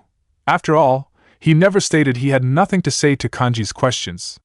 He simply just didn't speak. Why'd you abandon your family to join Root? The Jinchuriki questioned. Fu's eye twitched slightly at the question. He simply stared at Naruto, not answering his question. It's just as Kanji said. You could have told them you were alive, at least. Why didn't you? Naruto pressed. What is Kanji to you? Katsumi spoke up. You are his brother, right? Don't you love Kanji-kun? Hanabi questioned. You can at least answer that. Fu closed his eyes, biting his lip in response. I can answer that. He doesn't love me. At least, not anymore. Kanji replied, scowling. The question I want to know is why not? Fu's eyes reopened at the question. He looked at Kanji and for the first time, his emotionless expression was broken, a look of confusion was on his face. Just give me the peace of mind. What caused you to go to Root and leave us? Kanji questioned. I can't answer. Fu replied. Kanji's scowl deepened. Of course you can't dash, no? Fu interrupted his brother. I, physically, can't answer. The Root agent opened his mouth, revealing a black-lined seal on his tongue. The group's eyes widened at the sight of the seal. What the hell kind of seal is that? Naruto asked. This seal prevents me from acting or saying anything that incriminates Danzo-sama's. If I do, the seal will activate, turning me mute and paralyzing me. Fu answered. And you saying the reason you abandoned your family and joined Root incriminates Danzo? Katsumi questioned. The orange-haired Yamanaka silently nodded his head. Fu. Kanji's scowl had now officially dropped, and was now staring at his brother in confusion and horror. What the hell happened? Naruto turned to face Sasuke. Go get Jiraiya. He can probably do something about that seal. The Uchiha nodded his head and vanished, heading over to get the Hokage. Kanji, I will permit you to check my mind. Fu spoke up. All members of Team 9 stared at the Root agent in surprise, looking at him as if the man had turned into someone else. You'll let me. Kanji started to speak. I can allow your presence in my mind. I won't offer any resistance. It's not me saying anything, so this does not go against my seal's limitations. So, I won't stop you. Fu clarified. Kanji nodded his head, silently making the hand motions for his clan's famous technique. Mind transfer jutsu! Hanabi rushed to Kanji's body to catch it before it hit the ground. His consciousness entered Fu's mind, who, as he had promised, made no resistance to Kanji's presence, giving Kanji free access to all of his memories. Hey Fu! A 12-year-old Yamanaka Fu turned around to see a Konoha ANBU agent approaching him. A confused look developed on his face. And you are? Why do you know me? You've become quite the name in the academy, you know? A real prodigy. I'm from a branch in the ANBU that keeps tabs on promising youths like yourself. The man answered. Oh. Neat. Fu shrugged his shoulders. A grin then developed on his face. What branch? I actually want to join ANBU one day, so that makes me really excited to hear that. Oh? The ANBU chuckled in response. What if I told you I could make that dream come true today? Huh? Fu blinked. Like have me join ANBU now? Yes. But I'm still a genin. I'd just hold you all back. My division has a special training program for talented kids like yourself. You'll fit in and get all the training you need. Let me think about it. But if you're offering to train me, then sure. Fu's grin grew. Excellent to hear. I'll take you to meet Danzo-sama. The man stated as he walked over to approach Fu. Huh? Like right now? Fu asked. I can't go right now, cause dash. Before Fu could say anything, the ANBU rushed over to him, grabbing him by his waist. Let's not waste time. Danzo-sama is waiting. The Yamanaka had no time to react at all. The ANBU, using the shunshin, disappeared, carrying him with him. Yamanaka Fu, Aburain Toryun. You two are assigned as each other's partner. I trust you both will help each other grow and develop into fine shinobi that will make Konoha proud. Danzo told both men. This room you're in will be your private quarters for the duration of your training. Training begins tomorrow at 4 a.m. sharp. Wake up 30 minutes prior for breakfast. Any questions? Yes. Fu spoke up. When does training end? When I believe that you both are ready to serve Konoha in any way possible. Danzo answered. Okay. Fu mumbled. Have our families been notified, though? About this? I don't want them to think I'm gone forever or anything. Your family has already had a funeral for you. Danzo replied. Fu's eyes widened. What? You are joining Root. You are the unseen foundation that keeps Konoha afloat, doing the missions that the Hokage is too concerned about to send shinobi on. With that in mind, we cannot allow you all to enter the civilian lifestyle so casually. Danzo answered. You live here. You train here. You stay here until missions are assigned. But... Fu's eyes started to tear up. Fuck this. I wanna go home dash. Danzo's eyes narrowed on him. You are not allowed to. You are a part of Root now. That's bullshit. The Yamanaka hissed in response. That's dash. Fu was stopped by a hand on his chest. He turned to his left in order to see his partner, Toryun, holding on to him. I'd advise against speaking like that to him. Toryun stated. Your partner is correct, Yamanaka Fu. I do not tolerate such an emotional response like that. Danzo said. Emotions are a useless tool, holding back shinobi from doing what must be done. I will work on that with you both. I will repeat myself. Training starts at 4 a.m. I expect you both to be ready. With those words, Danzo disappeared, leaving Fu and Toryun alone in their room. But... Tears developed in Fu's eyes. You had no idea what you were signing up for, did you? Toryun questioned. I didn't agree to this. The Yamanaka mumbled in response. I didn't agree to any of this. Kanji continued to check memory after memory of Fu's. At this point, the memories began to blend together. They turned into continuous training sessions, physically and emotionally, where Danzo pushed all Root trainees to the highest level he could. He watched Fu grow stronger and his mind become simpler and simpler, becoming more accepting to Danzo's ideologies. At some point, he seemed to finally just accept it as fact. He started to notice memory after memory of missions, mostly assassinations of shinobi who had known anti-Konoha views. He watched the viewpoints get justified by Danzo's ideology. For the good of Konoha, the Root, the unseen foundation of the village, will act and do what needs to be done. Kanji saw up to this current mission, watching Fu and Toryun get ordered to assassinate the Raikage, knowing that they would most likely fail, in order to trigger hostility between the two villages, force the Raikage to refuse Konoha partnership, and ultimately trigger a downfall for the village during an invasion during the Chunin exams. What the hell? Kanji's mind was overwhelmed. The longer he stayed in Fu's brain, the sicker he was becoming. Fu and what the hell did this man do to you? Minutes passed as Kanji continued to probe Yamanaka Fu's mind. Sasuke returned to the group, followed by Jiraiya, Hinata, and Takigakure no Fu. I was told this man has a seal on his tongue. After being told that, I noticed that Abdurrahim guy had one as well. Jiraiya noted. But this guy seems more likely to talk? Yeah. At the very least, he's semi-cooperating, Naruto said. He's allowing Kanji to check his mind. Seriously? Sasuke's eyes widened slightly. Damn. How long has he been in his mind? The Nanabai Jinchuriki asked, looking at the blonde Yamanaka's body. Since when Sasuke-sen left. Hanabi answered. Roughly 5 minutes? Well, assuming the seal is the same one on Toryun's, I can probably unseal it and make him able to talk. But I'm not going to attempt anything until Kanji's consciousness is out of his body, Jiraiya said. The group was quiet as they continued to stare at the Root agent's body, waiting. Another 5 minutes passed. Finally, Kanji's consciousness left his brother's mind. The blonde Yamanaka woke up and immediately started choking. Yamanaka-fu opened his eyes, as if nothing had even happened to him. Oh. More shinobi are here. He noted. It seemed as if he had more to say, but he was stopped as Kanji bolted out of Hanabi's arms towards his brother. He then hugged him, his arms going around the wooden post, and started to cry loudly into his shoulder. Fu and I don't know what to say, Kanji said between sobs. I'm so sorry.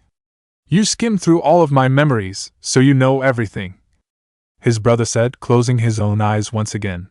He finally allowed himself to cry as well. I did not intend to abandon you, or Mom and Dad. I'm sorry. And no. You don't have to apologize. Kanji shook his head. That's just so messed up. How could he do that to you, or anyone? Root is established in the shadows, now. Unless you somehow become aware of its existence, you can't join Root naturally. You have to be recruited. Yamanaka-fu explained. That doesn't justify it, Kanji stated. That man took you away from us. That's not right. Kanji? The two Yamanaka turned their attention back to the group around them. The Konoha shinobi were all looking at them with looks of confusion on their faces. My brother was forced into Root. Please. Don't hate him for what he did, Kanji requested, looking down. His hands instinctively tightened into fists as he shook his head. This is Danzo's fight. He ordered this. He ordered the assassination attempt, knowing he and Torium would fail, in order to ruin the partnership between Konoha and Kumo. And what do we gain from this? Jiraiya questioned rhetorically. Kanji, however, knew the answer. Danzo knows about this invasion during the Chunin exams. He wants to make sure Kumogakure is left alone with no allies during it so that the village will fall. What? Naruto shouted. Danzo wants the Akatsuki to capture Yujito-san and B-san? Hinata questioned. They're Kumo Jinchuriki. He probably doesn't care. This is him looking down the road, so to speak. Jiraiya realized, scowling. That fucking megalomaniac! The Hokage turned around and started to walk away from Fu's post. I'm going to meet with him now and get it over with, and I think I have an idea on what could pacify him. As the Hokage started to leave, Hinata, Sasuke, and Takigakure no Fu followed behind. It's too late to change the Raikage's mind. Yamanaka-fu noted as Team 9 was about to leave. Is an emotional man. This is why the plan was designed this way. Will not listen to reason when he is like this. We will make it work.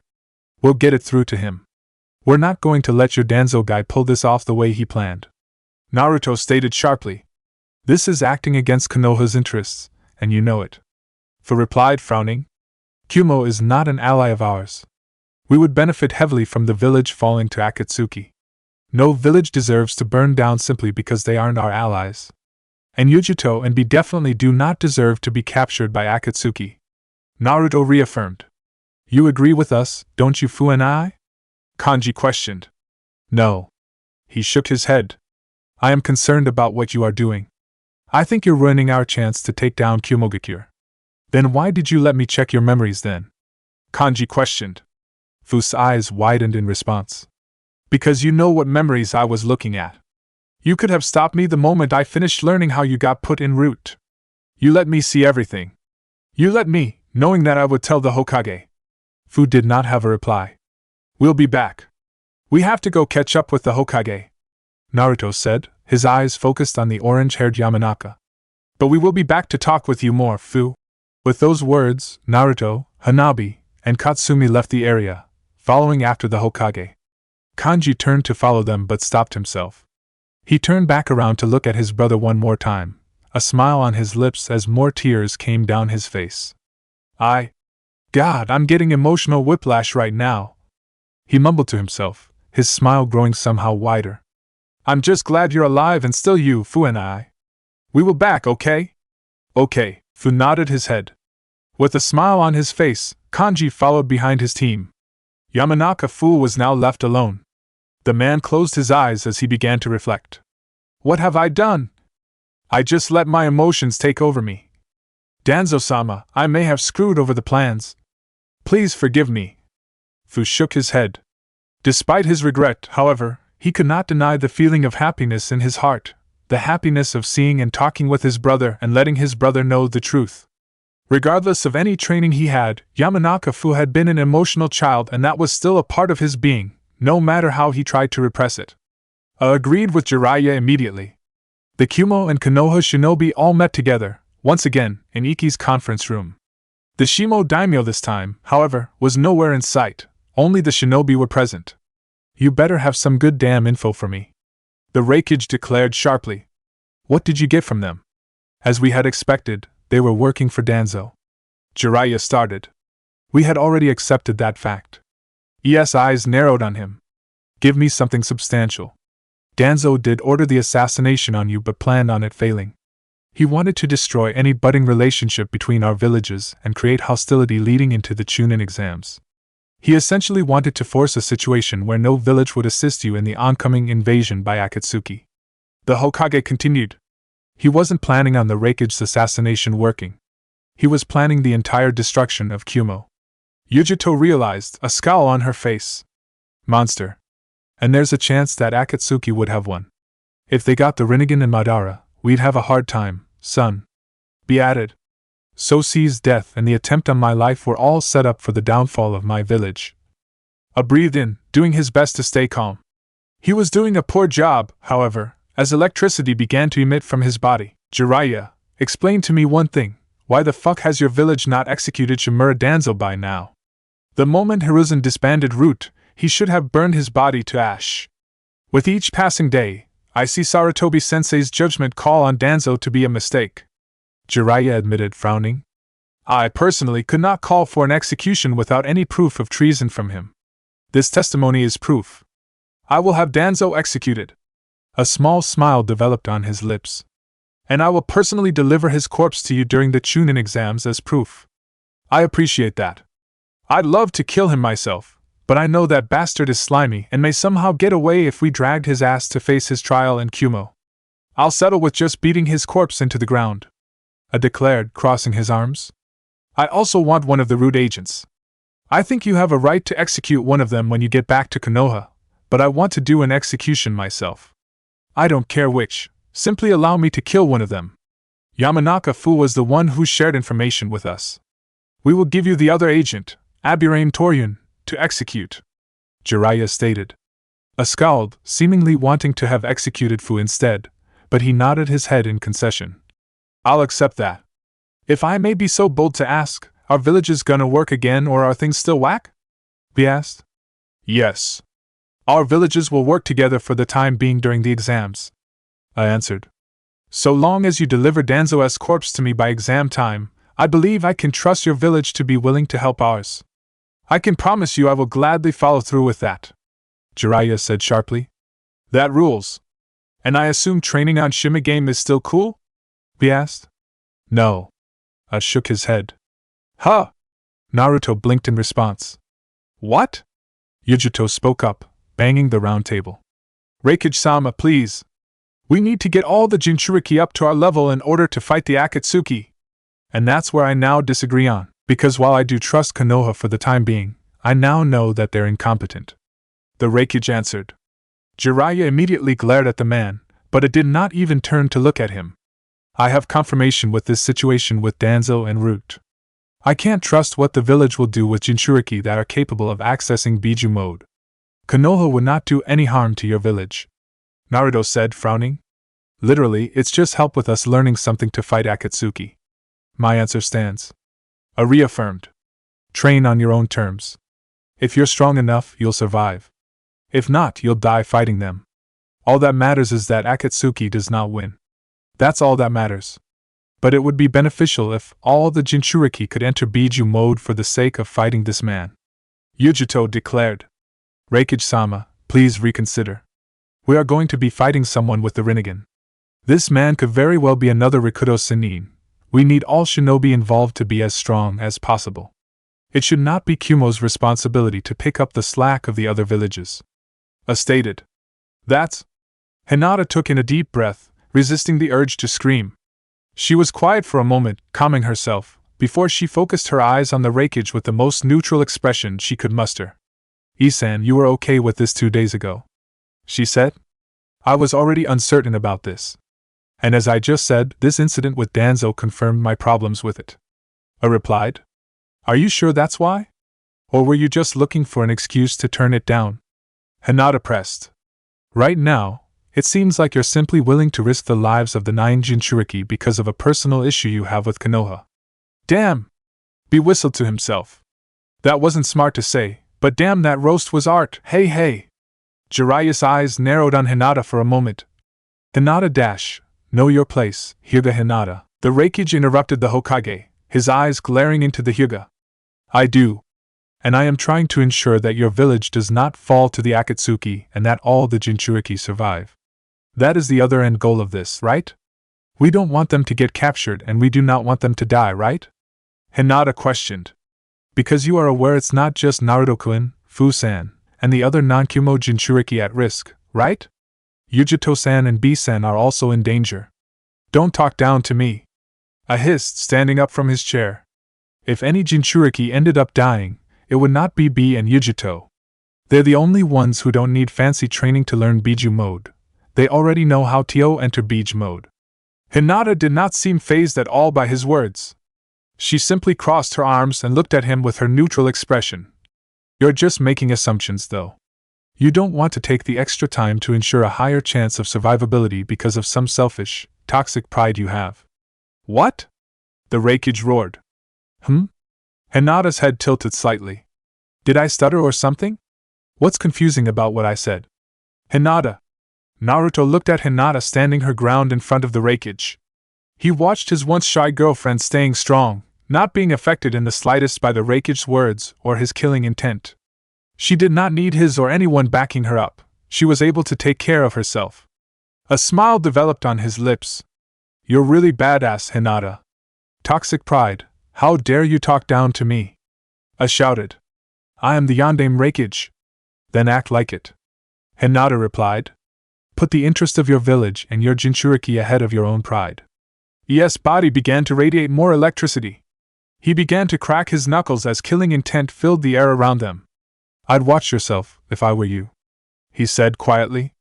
I've been in a foul mood all day today and you're treading on thin ice. I could kill you. Easily, so watch your words. Do not threaten the lives of my shinobi, Jiraiya said sharply, interjecting. The Raikage turned his attention to the Hokage and was about to speak, but Hinata cut him off before he could speak. He doesn't care about the words of the Hokage when it comes to this, Jiraiya-sama. He's already proven himself to hate Hyuga that respond appropriately to aggression. She noted. Hinata-ne-san. Hanabi's eyes widened at her words. Hinata, this doesn't seem like you. You're usually more careful with your words. You have to understand that this is politically a bad decision to talk back to him like this. Sasuke's eyes narrowed on Hinata. What's going on in your mind right now? You really have a death wish, don't you? The Raikage snarled. B's eyes proceeded to widen. A grin developed on his face as he looked between his brother and Hinata. So I can see you both want to brawl, but this place seems too small. Why not to the training ground so you both can have a round? B suggested. Huh? Naruto's eyes widened. You want them to fight? B, you can't be serious. Yujito spoke up, crossing her arms. You're asking a Jonin to fight the Raikage. She will die. She won't die. B affirmed. If she does have the death wish she keeps implying she does, then fine by me. We can fight. The Raikage stated sharply. Fine. Hinata said. Hinata-ne-san? Hanabi's eyes widened in horror. Hinata? Naruto blinked, staring at her. You're going to dash, alright, E-san. Let's fight. Hinata stated. And after I beat some sense into you, you'll allow Naruto-kun, Fu-san, and the other Jinchuriki be trained in how to use this Biju mode. Huh! Fu blinked. Hinata, don't do this for our sake. What are you, Dash? You think you can beat me? You think you can put conditions on this fight? The Raikage laughed loudly in response as he brought his hands together. Alright, fine. If you end up actually beating me, fine. But you won't, and when you lose, I expect a formal apology, assuming you even survive this fight. Once again, the group of Konoha and Kumo shinobi returned to the large training ground on the edge of Shimagakure. After 2 battles now had occurred there, The ground was filled with less stalagmites and more holes and cracks on the ground that were visible even with the snow on top of it. Both Hinata and I walked into the center of the training ground. So I'll make this clear. We are fighting until you surrender, since I will not stop. There is not a chance you'll defeat me, so this goes on until you admit defeat. You've earned this beating with all of your out-of-place bullshit. Affirmed. Quit when you learn your place. If you don't, then you best pray that Jiraiya or be steppin' before I kill you. You're not as scary as you make yourself out to be. You won't be able to kill me. Hinata said as she activated her Byakugan. Hanabi, has anyone ever told you your sister is badass? Katsumi asked the younger Hyuga. Because she's a badass. Hell yes she is. Naruto spoke up. Naruto. Sasuke crossed his arms as he eyed the Jinchuriki. Are you not concerned at all about her fighting the Raikage? Because while Hinata is very strong, this isn't an average shinobi she's fighting. This is a Kage-level shinobi. I trust her. Naruto said, smiling. That level of faith is admirable in your partner, but I'd be a bit more cautious.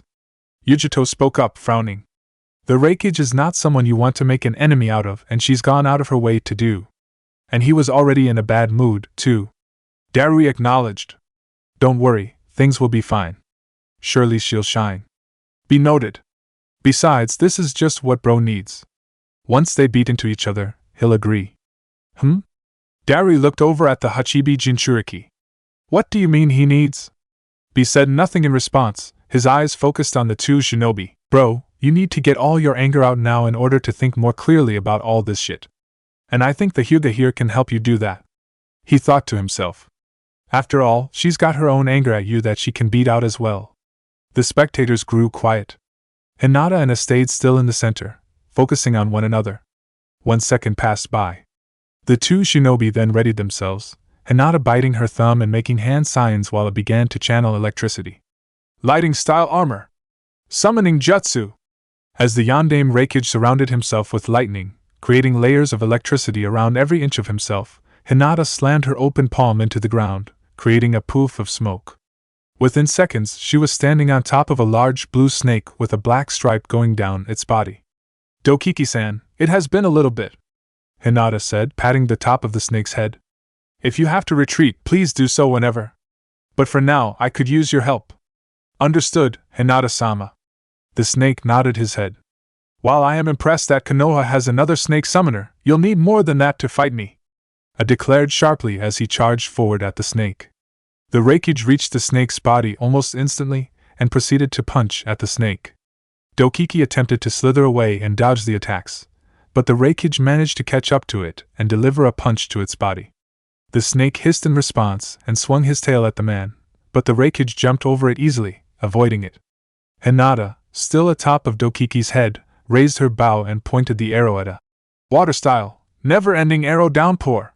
Hinata shot the arrow forward and, as it flew downward, water vapor in the around began to shape, forming more arrows that all flew towards the Raikage. That's it? Really?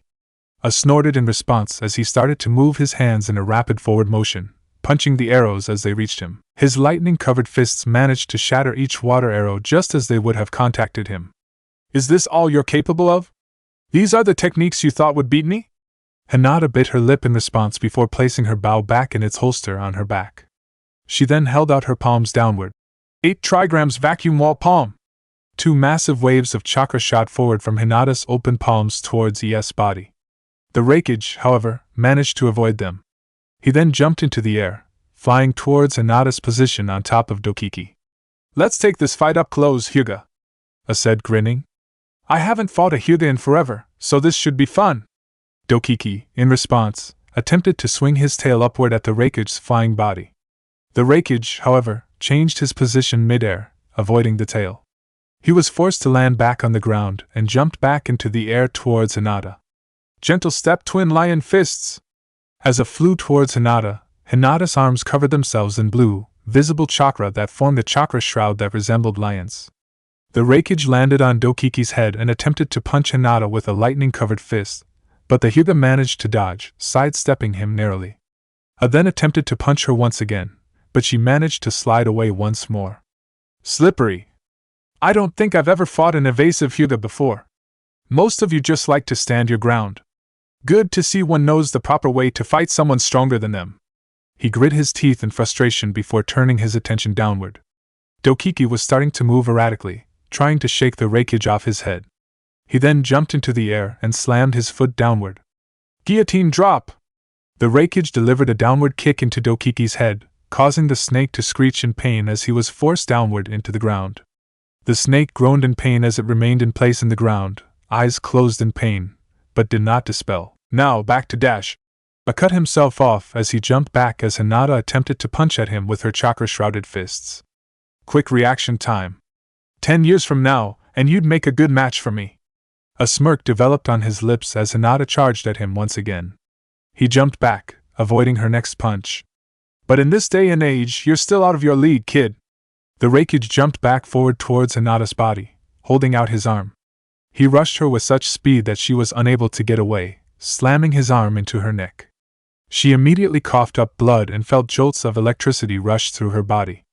Lightning style, lariat! Slammed Hinata's body into the ground, pinning her. A smirk developed on his lips as he felt his fist over her face. You lasted long enough for a bratty jonin, he said with a smirk. So now, admit your place and end this. For your sake. Hinata choked, trying to speak despite ES grip on her throat. I can't know my place. And it's not under you. Humph. The Raikage glared as he lifted his right hand up to punch her. Before his fist could connect, however, Dokiki pulled himself off the ground and slithered towards the two shinobi. He swung his tail at the Raikage, forcing the Raikage to turn his attention to the snake. Unable to jump away in time, blocked the tail by grabbing onto it with both hands. He then gripped onto the snake's body tightly, sending bolts of electricity into it. While it was still on top of her, he was no longer pinning her down. With all the force she could muster, Hinata pushed up, forcing it off her and causing him to move back slightly, letting go of Dokiki. With her chakra-covered fists, she then punched at ES' face. Still staggered from his last attack, the Raikage took the blow head-on, getting knocked back from the first. Holy shit! Katsumi shouted, her eyes moving back and forth from Hinata to Hanabi, your sister just fucking decked the Raikage, Hanabi began to shake her head, mumbling to herself. Hinata-ne-san, when did you get so strong? I'm impossible. Yujito's eyes were wide in surprise. I can't believe it. Someone hit the snake helped her hit him, Darui said, shrugging his shoulders. A snake the Hyuga summoned here, B replied. She might not be Kage level, but she's definitely above Jonin tier. There's still more to this fight. Landing one hit isn't enough to get excited about, Sasuke said, crossing his arms. It's impressive, but she's got to do more than that. And she will, Naruto affirmed, nodding his head as he focused on his girlfriend. Hinata, get him! The Raikage immediately noticed that the layer of lightning around his face had started to subside slightly. He could also feel some of his chakra had been drained by her attack. His eyes narrowed on the Hyuga in front of him. That jutsu she's using drains chakra, it seems. Humph. I doubt she'll hit me again, but it might be best to not push my luck. The Raikage noted as he made hand signs and slammed his hands together, causing the vambraces to clap against one another. Lightning style, thunder bomb. The lightning surrounding ES' body magnified before releasing itself in multiple discharges. The discharges rushed on the ground and through the air towards Hinata. Hinata changed her stance, the chakra shrouds fading from her arms. Protection of the 8 trigrams, 64 palms. Hinata began to spin her arms around her body, letting out streams of chakra from her palms. The chakra streams made contact with each lightning bolt, dissipating them as they tried to strike at her. Humph. Yes, eyes narrowed as a grin developed on his face. I bet if I get in close, I'll get cut. However, when she's using that jutsu, she's rooted in place. Any cuts I take will be worth a good, solid, guaranteed hit. The Yandame Raikage, his body still radiating lightning chakra, charged forward at Hinata, who was still mass creating chakra streams. I held out his arm as he approached the stream. Lightning style, lariat! As the Raikage made contact with Hinata's chakra streams, they cut into his body and offered resistance, stopping him from moving forward. The streams began to pierce at the lightning armor around his body, causing them to fade slightly and for them to cut at his skin. The Raikage grit his teeth as he felt himself started to bleed. He then put in more power into his rush, channeling more chakra. He then managed to finally overpower Hinata's jutsu, continuing forward. Hinata was staggered out of her rotation just in time to get hit by ES lariat.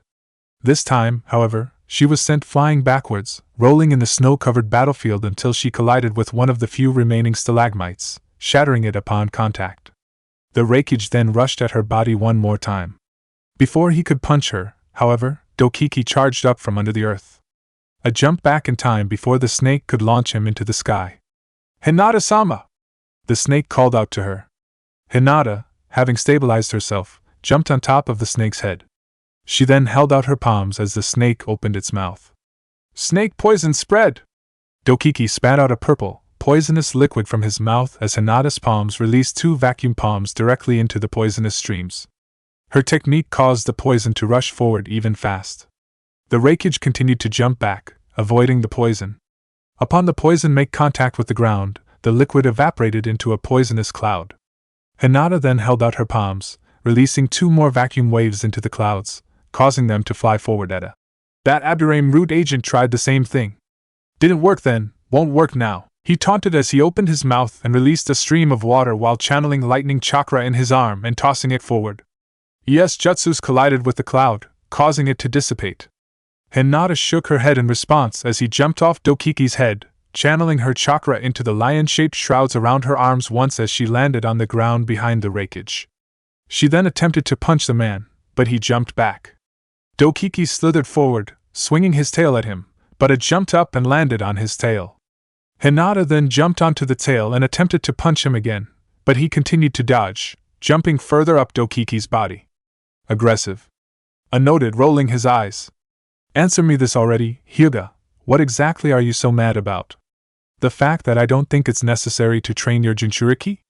Hinata did not reply but continued to follow up Dokiki's body. The snake started to squirm, forcing the Raikage off his body.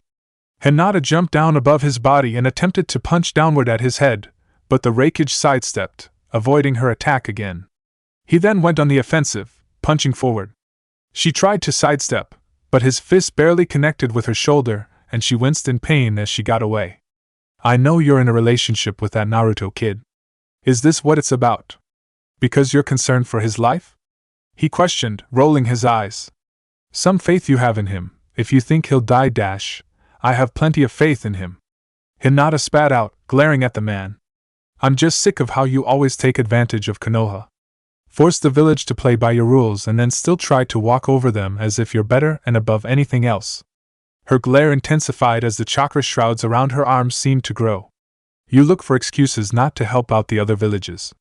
You knew that Bisan's logic about training the other Jinchuriki made sense, so you agreed initially, but you didn't want to. You looked for an excuse, and now you're looking at this situation with Root as that excuse. Root tried to kill me and was plotting my village's destruction. That's not just an excuse." I shouted. A charge forward at Hinata once again. The Hyuga this time made no attempt to move and instead opted to punch back as well. Both fists connected with each other, with a wincing slightly from the hit, feeling more chakra drained while Hinata was knocked backwards, managing to catch herself before she was sent too far back. She rubbed off blood from her nose after his last punch and glared back at the man. "We already promised to kill and bring you Danzo's body, and you yourself said that was enough to justify the temporary alliance again," Hinata stated. "So yes, you're just using it as an excuse to not do anything for Konoha. Why should we have to train your Jinchuriki for you?" The Raikage shouted. "Konoha and Kayumo aren't allies." "I know we aren't. I am vividly aware of the fact that we're not allies," Hinata shouted back. "The only time you tried to be our ally was a trick so you could try and kidnap me." Yes, eyes narrowed on the Hyuga. "What are you talking about? In case you forgot, I am Hyuga Hinata. I am the daughter of Hyuga Hayashi, the clan head 13 years ago. I am the girl you had your ambassador try to kidnap," Hinata stated sharply. Yes, eyes widened as Hinata continued. "I am the niece of the Hyuga who was sent to Kumo to be executed for my father defending my life. I am one of the few people who knows explicitly why our villages are currently not allies. It's because you didn't care to be allies. You only faked it so you could try and kidnap me." The Raikage was silent for a moment. The Hyuga could not quite read his face. Was he angry? Confused? Sad? His expression was seemingly mixed with emotions that she could not place. At the moment, however, she did not care. She could only concentrate on her own anger. Anger that she had been repressing for years.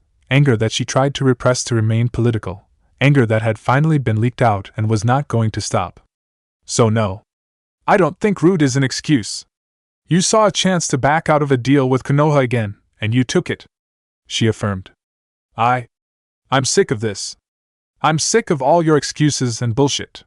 And I won't allow your selfish decision to harm Naruto-kun, Fu-san, or the others.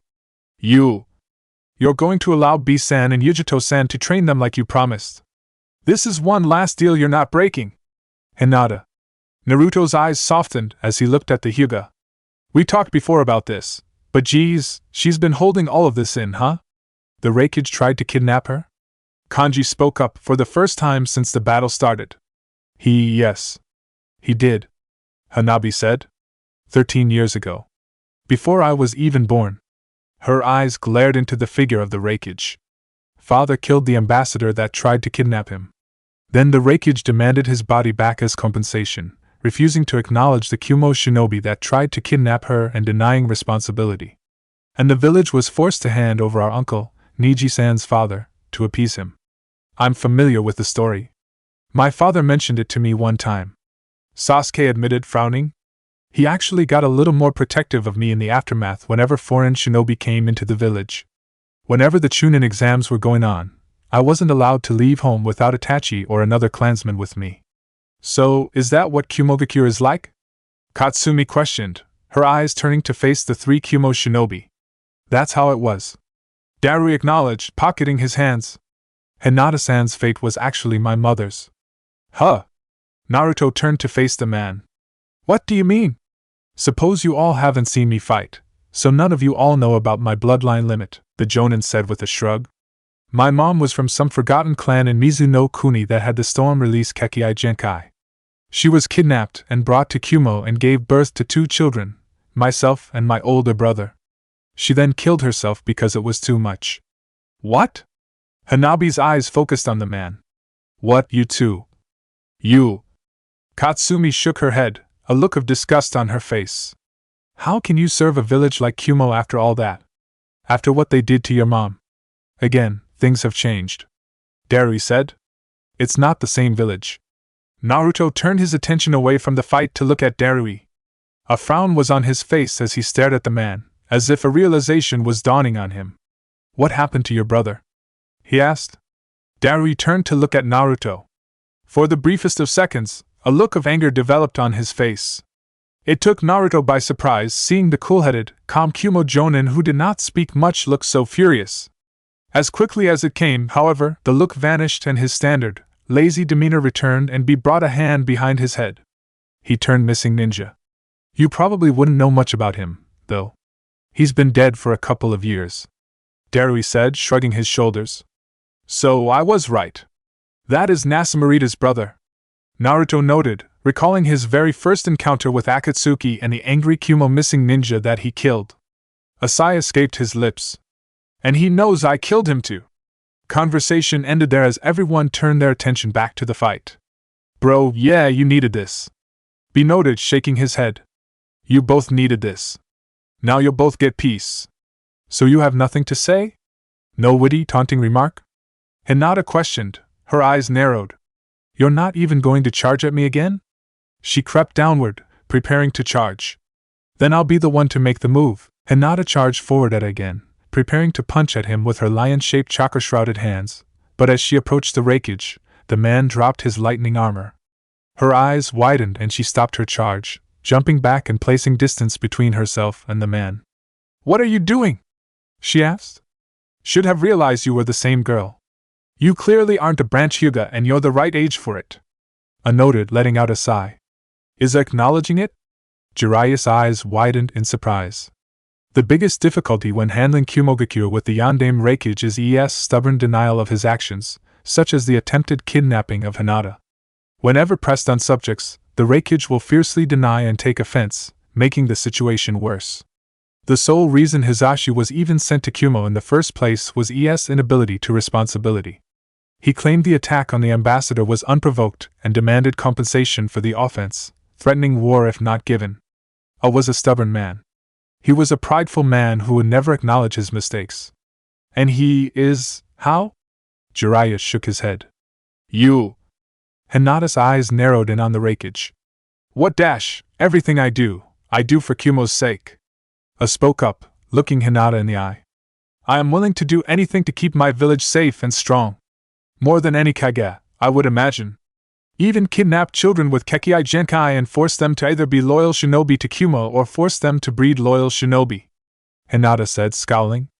The Sandaime was the first Raikage to attempt such a thing. Noted. Kumo has the lowest number of Kekkai Genkai historically, so to counteract that, he started a search across the elemental nations for those with bloodline limits to bring to our village and integrate them, with or without consent. The Yondaime shook his head for a moment. When he passed on at the end of the Third Shinobi World War and I was appointed Raikage, I followed his example. I was being groomed to be the Raikage, yeah, but I was still used to combat only and politics was a thing I wasn't used to. So for the first 4 or 5 years of my titleship, I followed his policies. Including child kidnapping. Hinata finished. Yes. I nodded his head solemnly. You're the only child I ever attempted that on, however. It was around that time that one of the shinobi we have with the Kekkai Genkai, Nasamurita, went missing ninja. Both moments have weighed on my mind since. What are you getting at? Hinata questioned, her eyes slightly softening in confusion. Are you trying to apologize or something? No. Yes. The Raikage shook his head, frowning. I will never apologize for anything that I do that I believe will make Kumo stronger. But I can acknowledge its amorality, and for that I'm sorry. What dash, Hyuga Hinata, I'll give you one clear hit. Said, bringing his hands to his side. You hate me. I can tell you hate me. So let it out. Hinata's eyes widened in a mixture of surprise and confusion.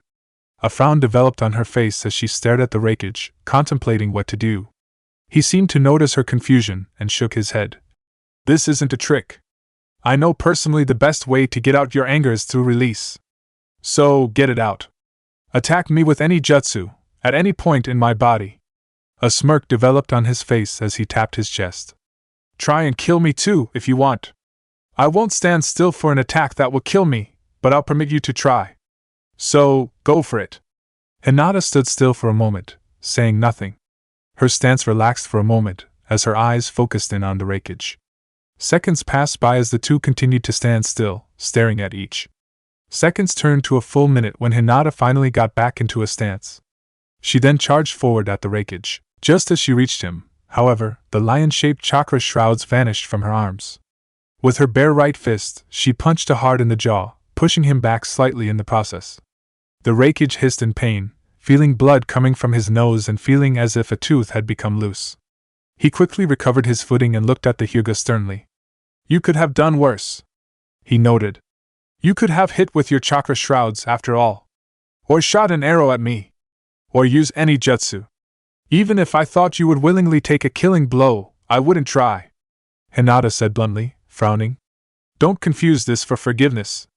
I don't forgive you. I didn't ask for it. Noted. And I hate you. I will always hate you.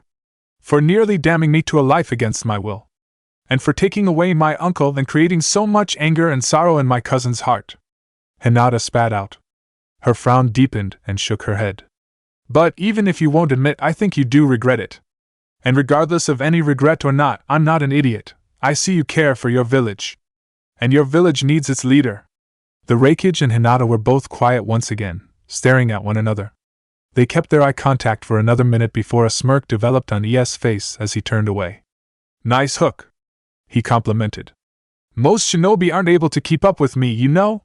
You aren't at my level yet, kid, but the fact that you could even dodge some of my attacks shows me something. I said in 10 years you could maybe match me, but I'd like a proper fight with you when this Akatsuki bullshit is done.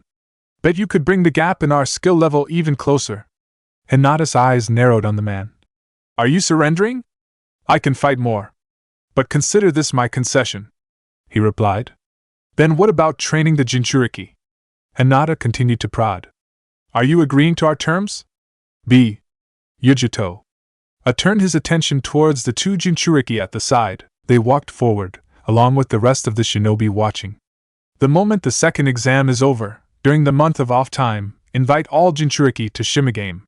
And you two better show them how to use Biju mode. The Raikage's eyes narrowed on them.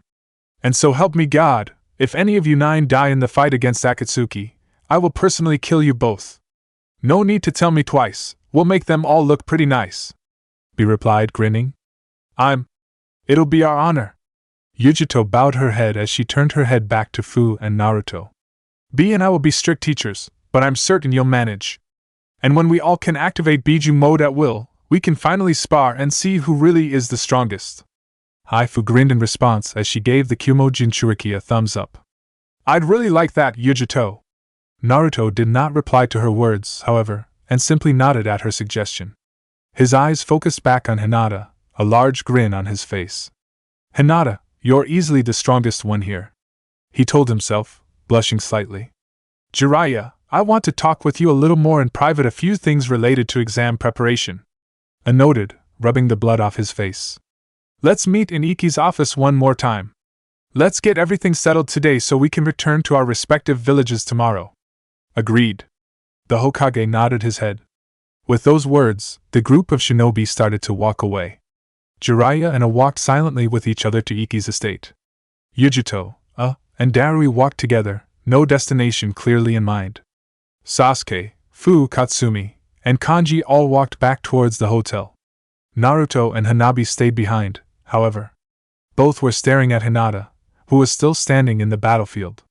Everything was catching up to Hinata, the rush of all of her emotions over her fight with the Raikage, her feelings about Kumo, the kidnapping incident, and the training between the Jinchuriki. Hinata had not forgiven the Raikage, and he did not ask for forgiveness. Her feelings had not softened, she still hated him. However, both shinobi got something from the fight that both seemingly needed, closure. With a smile on her face, Hinata fell into the snow, falling unconscious. Hinata! Both Naruto and Hanabi quickly rushed over to her body. Naruto picked her up in his arms and held her chest to his ears. Okay, yeah? She's breathing. So she's okay? Hanabi questioned. Beyond exhausted, though. Both physically and emotionally. Not that I blame her. The blonde shook his head before looking at his student. Come on, let's take her back to the hotel and let her rest. A smile developed on Hanabi's face as she nodded her head in agreement. The two then walked back to the hotel, focusing on the figure of the Hyuga in Naruto's arms. The rally is at the Kurigane clan estate? Kuratsuchi's eyes widened. When the rehearsal ended, Taiya returned to Han's apartment and waited. At sunset, Han's former students stopped by to chat, and the Uzumaki decided to share the information that she learned. Apparently the Kurigane clan is working with the Kamizuru. They're helping keep support for her high. Taiya answered. The big one supporting her is some guy named Kurigane Kosari. Any of you know him? Know him? That's my cousin.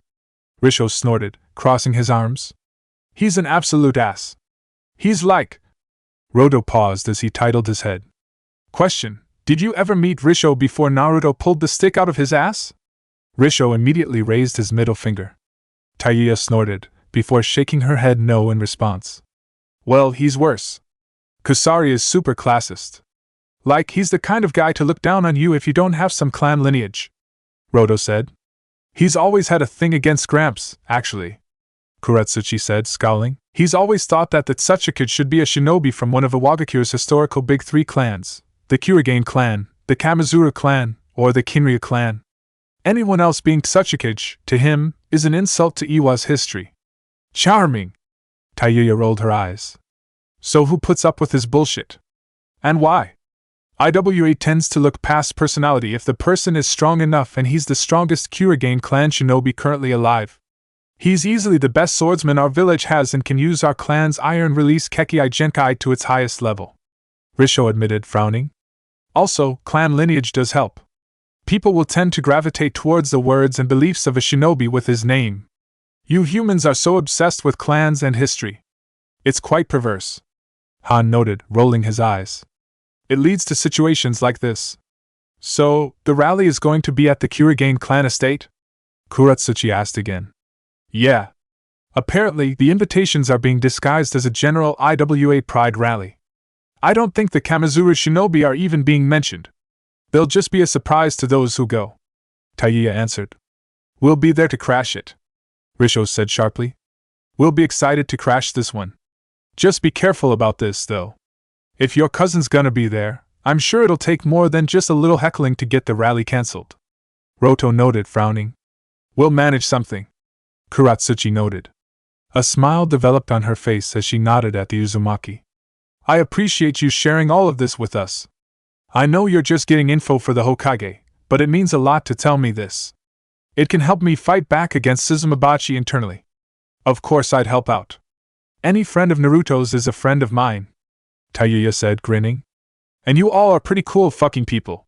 Even Risho, now that he's not an ass. Risho raised his middle finger once again. Oh fuck off, you weren't even there back then to comment on that. See? Even she agrees, Roto exclaimed, grinning. You can fuck off too, the Kurigane shinobi replied. The group laughed at the back and forth, enjoying the lightheartedness of the moment.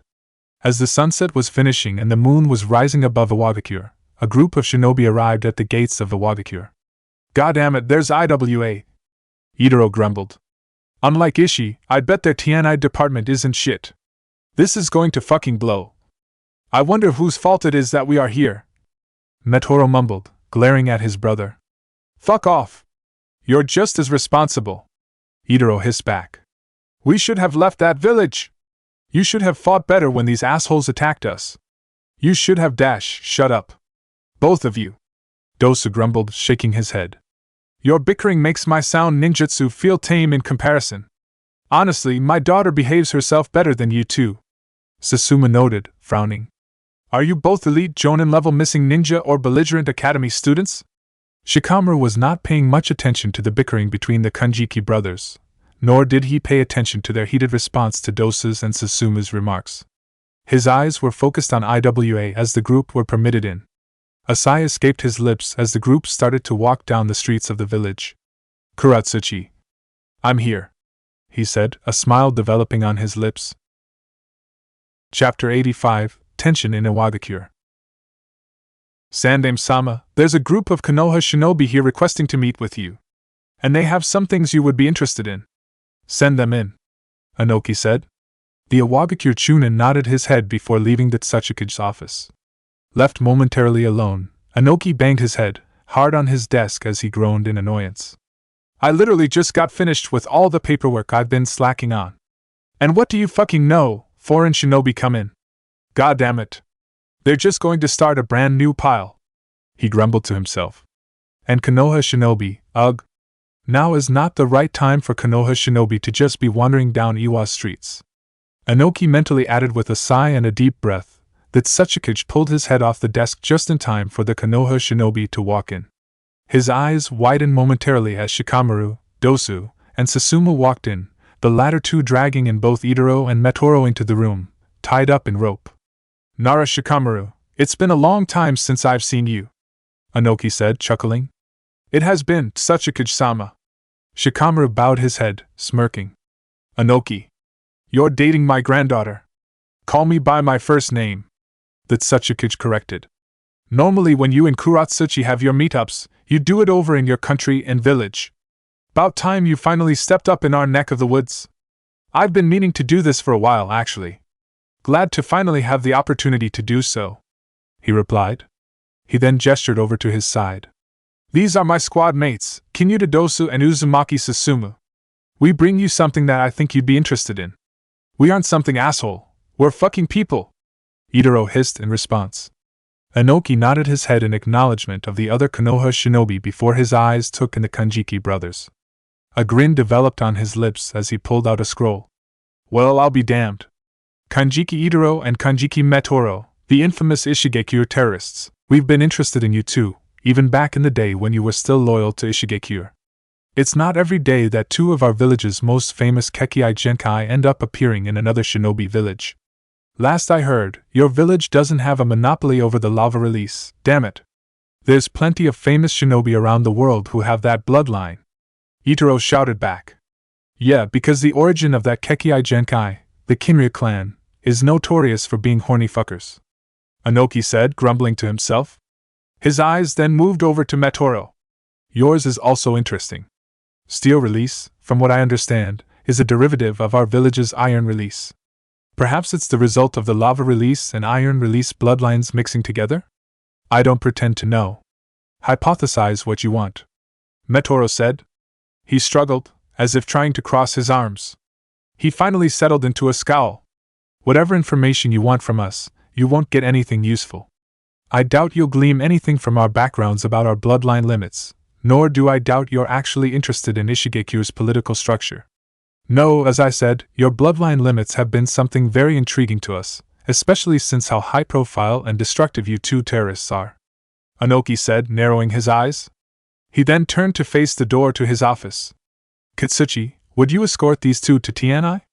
On cue with his words, a large, tall, bulky Iwagakure shinobi walked into the room.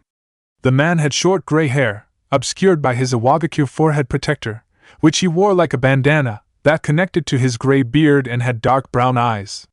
The man had rather tan skin and wore the standard Iwagakure shinobi uniform. "Understood," the man, Kitsuchi, stated, as he grabbed the two robed bodies of Itaro and Matoro. He effortlessly lifted them up, carrying them over each of his shoulder. "We'll find a nice cell for you both here in IWA. Oh, fuck off, you golem," Itaro spat out. Kitsuchi shook his head, giving no response. He turned to leave the room, but before he left, he turned his head to face the Konoha shinobi. His eyes then focused in on Shikamaru. The Nara tilted his head slightly, returning the man's gaze. "Why is he looking at me like that?" The two stayed still for a moment, staring at each other. Kitsuchi never once broke eye contact or blinked, which started to unnerve Shikamaru. The man was staring at him with a completely unreadable face. "What the hell is this guy's problem?" he questioned, frowning slightly. 30 seconds passed by before a cough escaped Itaro's lips. "Does the golem here not know how to walk? Is something this freakishly big unable to move?" he taunted. "I can move. I am able to do many things," Kitsuchi told them. "I'll show you both some of the many things I am capable of once we get to Tianai." With those words, the bulky shinobi left the room as Itaro cursed him and everyone in the village with various expletives. When the noise finally subsided, the Konoha shinobi turned their attention back to Anoki. "Was that your first time meeting Kitsuchi?" Anoki questioned. "I can't recall if he ever stopped by to see you any time he's been to Konoha." "No. I don't think I've ever met him before," Shikamaru said, his frown growing deeper. "Why would he, though? And who was he?" He was staring at Shikamaru-san rather intently, almost as if he was judging him. Dosa noted. "Well, he was. I can tell you that much," Anoki answered as a smirk developed on his lips and a chuckle escaped his mouth. "He has to assess the character of the man dating his daughter, after all." Immediately, Shikamaru's eyes widened. "That man, he's..." "Yup. Kitsuchi's my only son," Anoki said, his chuckling turning into a loud laugh. "And his only daughter is Kuratsuchi." A shiver went down Shikamaru's spine. Oh my god. Kuratsuchi had mentioned her father a few times to him in passing, but nothing too vivid. He knew that he was a high-ranking jonin of Iwagakure, and was apparently a hard ass and, per Kuratsuchi's words, boring, but she never talked much else about him.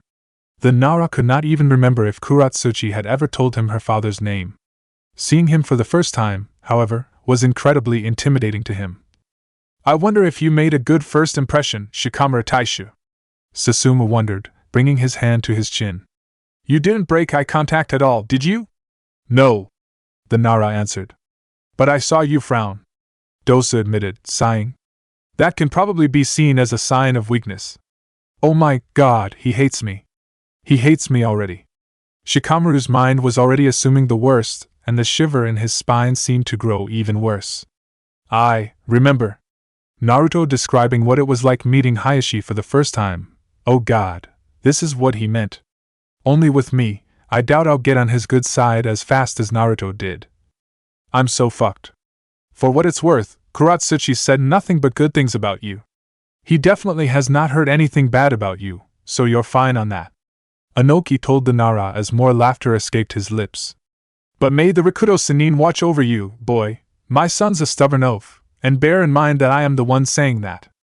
I hope you made a good first impression there, 'cause otherwise you're gonna go through hell getting on his good side. Fuck me. Shikamaru shook his head, trying to calm himself down.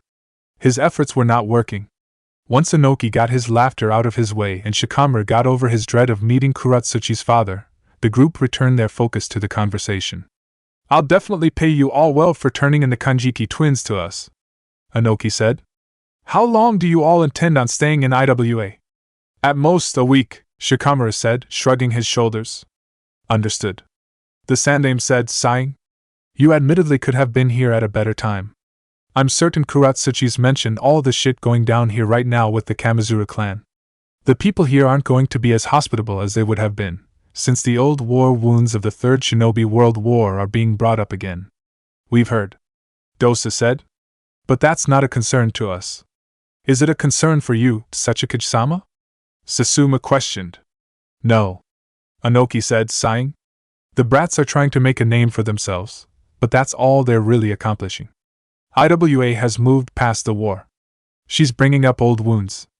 It'll fade as more time passes by. His eyes then focused in on Shikamaru. I'm assuming Kuratsuchi will invite you all to stay with her once she finds out you're here. She's got a pretty big apartment in the center of town, but she's probably not there right now. She usually spends her time hanging out with her old genin team. I can send you the address to Han's place if you want to stop by there. She doesn't stay with you? Susumu questioned. No, Kuratsuchi's also a stubborn one, and she wanted to assert her independence the moment she could.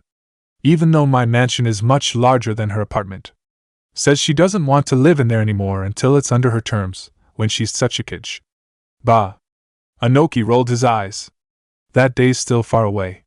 I'm not letting anyone touch my hat. Naturally. Shikamaru said, chuckling.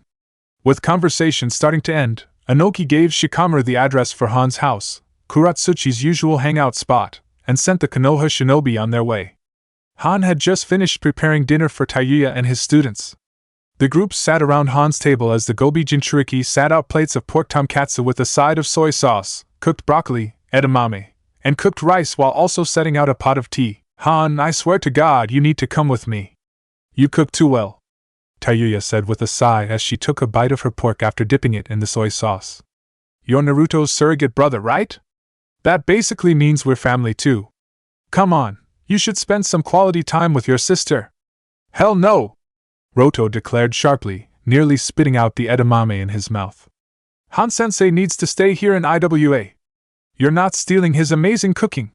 Glad to see it's the food that's most desired about my company. Not my actual company itself, Han said, chuckling to himself as he poured himself a cup of tea. You know that's just Roto. Risho, and I want you here because you're the best Jonin-sensei ever, Kuratsuchi said, grinning. Suck up. Tayuya rolled her eyes as she took a bite of more pork. Conversation stopped as the group focused on their plates, eating dinner. A few minutes passed by until the group started to finish eating. As Roto was about to finish off his pork, a frown crossed his lips as he sat his chopsticks down. I may be being paranoid here, but can I ask you all a question? Is it even smart for us to try and break up this upcoming rally? Roto questioned. Huh? Kuratsuchi looked at her former teammate, swallowing the pork and rice she had been chewing, before continuing to speak. What brought that up? Thought we were putting that aside for now. Well, I'm just sorta thinking still. 'Cause if Kusari is gonna be there, he's not going to let us just interrupt the meeting if it's on his clan compound. He'll at the very least try to get us thrown out and make it a spectacle. Roto noted, adjusting his sunglasses slightly. We can't just let Kusari and Suzumabachi have an unobstructed rally in our village. We don't want them to actually turn favor away against Sandaime-sama, Risho said. Are you wanting to actually fight him? The civilian-born IWA shinobi asked. Because that's what will probably happen. Risho was silent as he turned to look back at his food. I mean, if you want my opinion, you all should go and just observe. Even if you can't speak up like you normally do in their rallies, you should at least try and observe and see what you're looking at, Han suggested. His eyes then turned to face Kuratsuchi. You could always organize a rally of your own, you know? Potentially with information you learn. Kuratsuchi nodded her head. I could, but I also have to wonder if we could even sneak in. For what it's worth, my specialties are genjutsu and fuinjutsu. I could probably help get you 3 in without a hitch. Tayuya said, still eating her food. Actually, that would be really appreciated. Kuratsuchi said, turning to face the Uzumaki, grinning. That's really dash. Her words were cut off at the sound of a knock from Han's front door. The entire table froze at the noise. Hey Han-sensei, is Rashi still out of the village on a mission? Risho asked Han. He is. Han nodded his head. Yuga no Han never received visitors outside of his teammates or Rashi. While his reputation was no longer as low as it had used to been, he was still considered someone to avoid in Iwagakure, and he lived in an area that was considered unsafe to be in. If anyone ever needed him, they would wait during the day to visit with him when he was out in the village. They would never wait until nighttime, when he was at home. With this thought in mind, Han got out of his chair and walked over to the front door, suspiciously. His hand reached for the door knob as he looked out of the eye-hole in the door. Almost as quick as the suspicion came, it left. A grin developed on his face as he turned his head back to the table and eyed Kuratsuchi, gesturing for her to come. It's for you, he told her. Huh? Kuratsuchi blinked in confusion. The hell's that supposed to mean? Just open the door, Han said, chuckling to himself as he took a step away from the door and headed back towards the kitchen. With a shrug of her shoulders, Kuratsuchi walked over to the door to Han's home and opened it. She was greeted by Shikamaru, with Dosu and Susumu standing off to the side. Her eyes widened exponentially. Hey, Shikamaru said, waving at his girlfriend. Kuratsuchi blinked for a second. She then blinked a second time. Then a third time. Her mind was still trying to catch up with what she was physically seeing. Hello? Shikamaru titled his head slightly, shaking his hand in front of her face as he chuckled. Earth to Kuratsuchi? You there, or dash, Shikamaru? As soon as her mind caught up to her, Kuratsuchi immediately grabbed the Nara by the arm and pulled him close to her. She then hugged him tightly, the widest smile she had ever had on her face as she somehow hugged him even tighter. Shikamaru did not seem to mind, however, as he returned her hug, smiling back at her. You're here. When did you get here? What are you doing here? How long have you been here? Kuratsuchi continued to ask multiple questions, not even waiting for his answers. I can't believe it. You're actually here. Whoa, hold on a second. Shikamaru interrupted, chuckling to himself. I just got here. Me and my squad just completed a mission in Tsuchi no Kuni and we're here. And I can't believe it. He squeezed back tightly. I miss you, Kuratsuchi. I miss you too. Kuratsuchi replied. Ugh, I've been missing you like hell, Shikamaru. I'm so glad you're here. Dosu coughed, drawing attention to both him and Susumu. May we come in? Kuratsuchi and Shikamaru immediately broke apart. The IWA Jonin nodded her head. Yeah, come on in. It's nice to see you again, Dosa-san. And her eyes focused in on Susumu, expectantly. Uzumaki Susumu. It's a pleasure to make your acquaintance.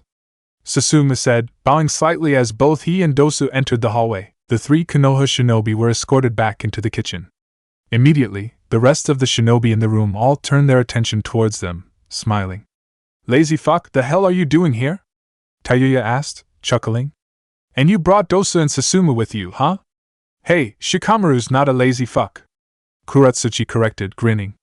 He's lazy ass. Enko, Naruto, and I confirmed that together. You think you're so funny. Shikamaru rolled his eyes. Hell yeah I am, I'm fucking hysterical.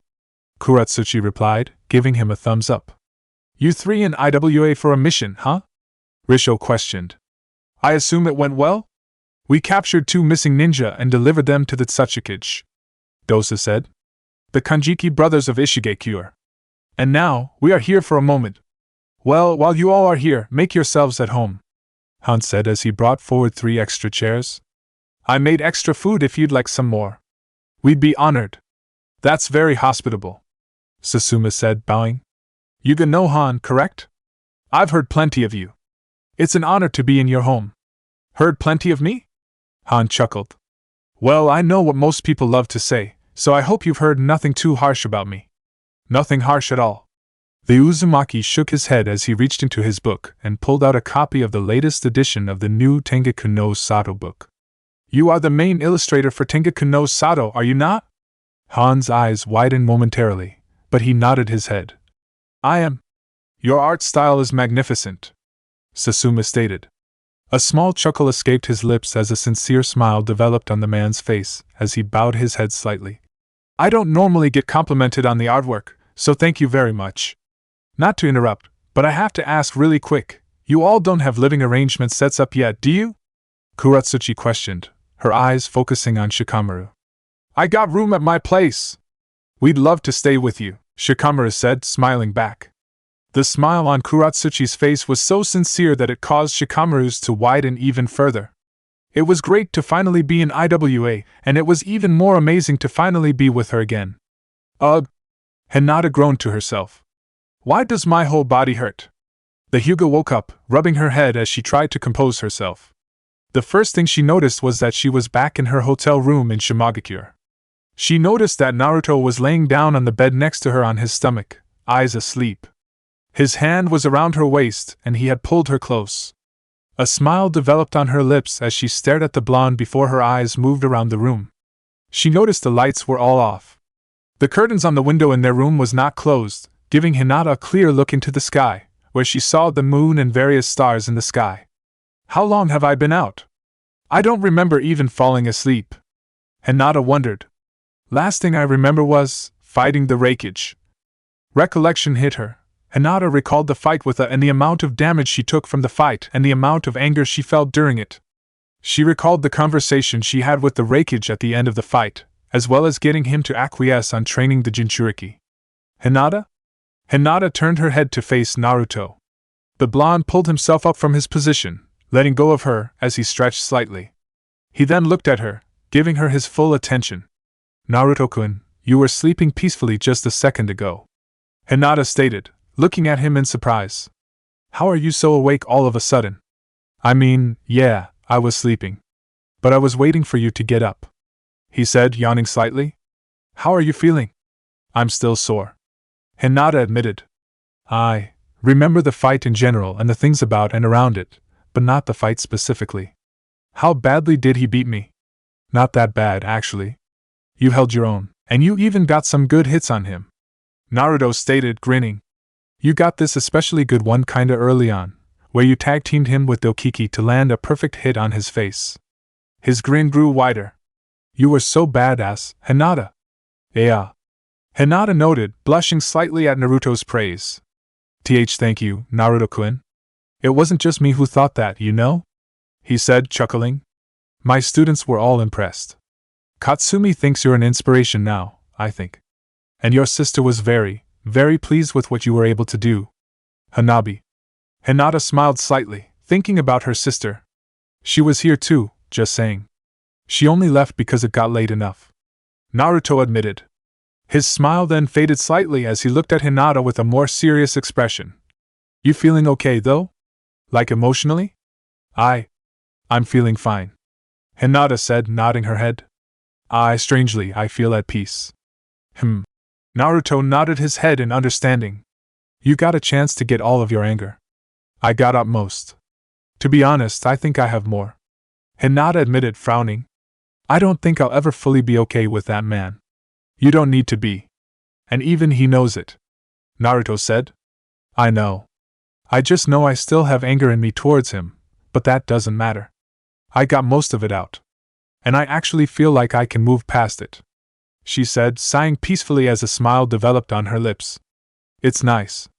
It feels really, really nice. Oh, I imagine. The Uzumaki nodded his head as he laid back down next to Hinata. The two were quiet for a moment, enjoying the comfort of the silence and each other's presence. After a minute, however, Naruto spoke up. Hinata? He stated, causing her eyes to focus back on him. There was obviously more to it than just the training, but I still think. I don't know, it still feels nice. Seeing you get like that over the training. The training that B-san and Yujito-san can offer you all is important. I didn't want it go to waste. Hinata told him. I want you to be as strong as you can be, Naruto-kun. Especially if you're really going to have to fight the Akatsuki's leader. I just think it's cool how emotional you got over it.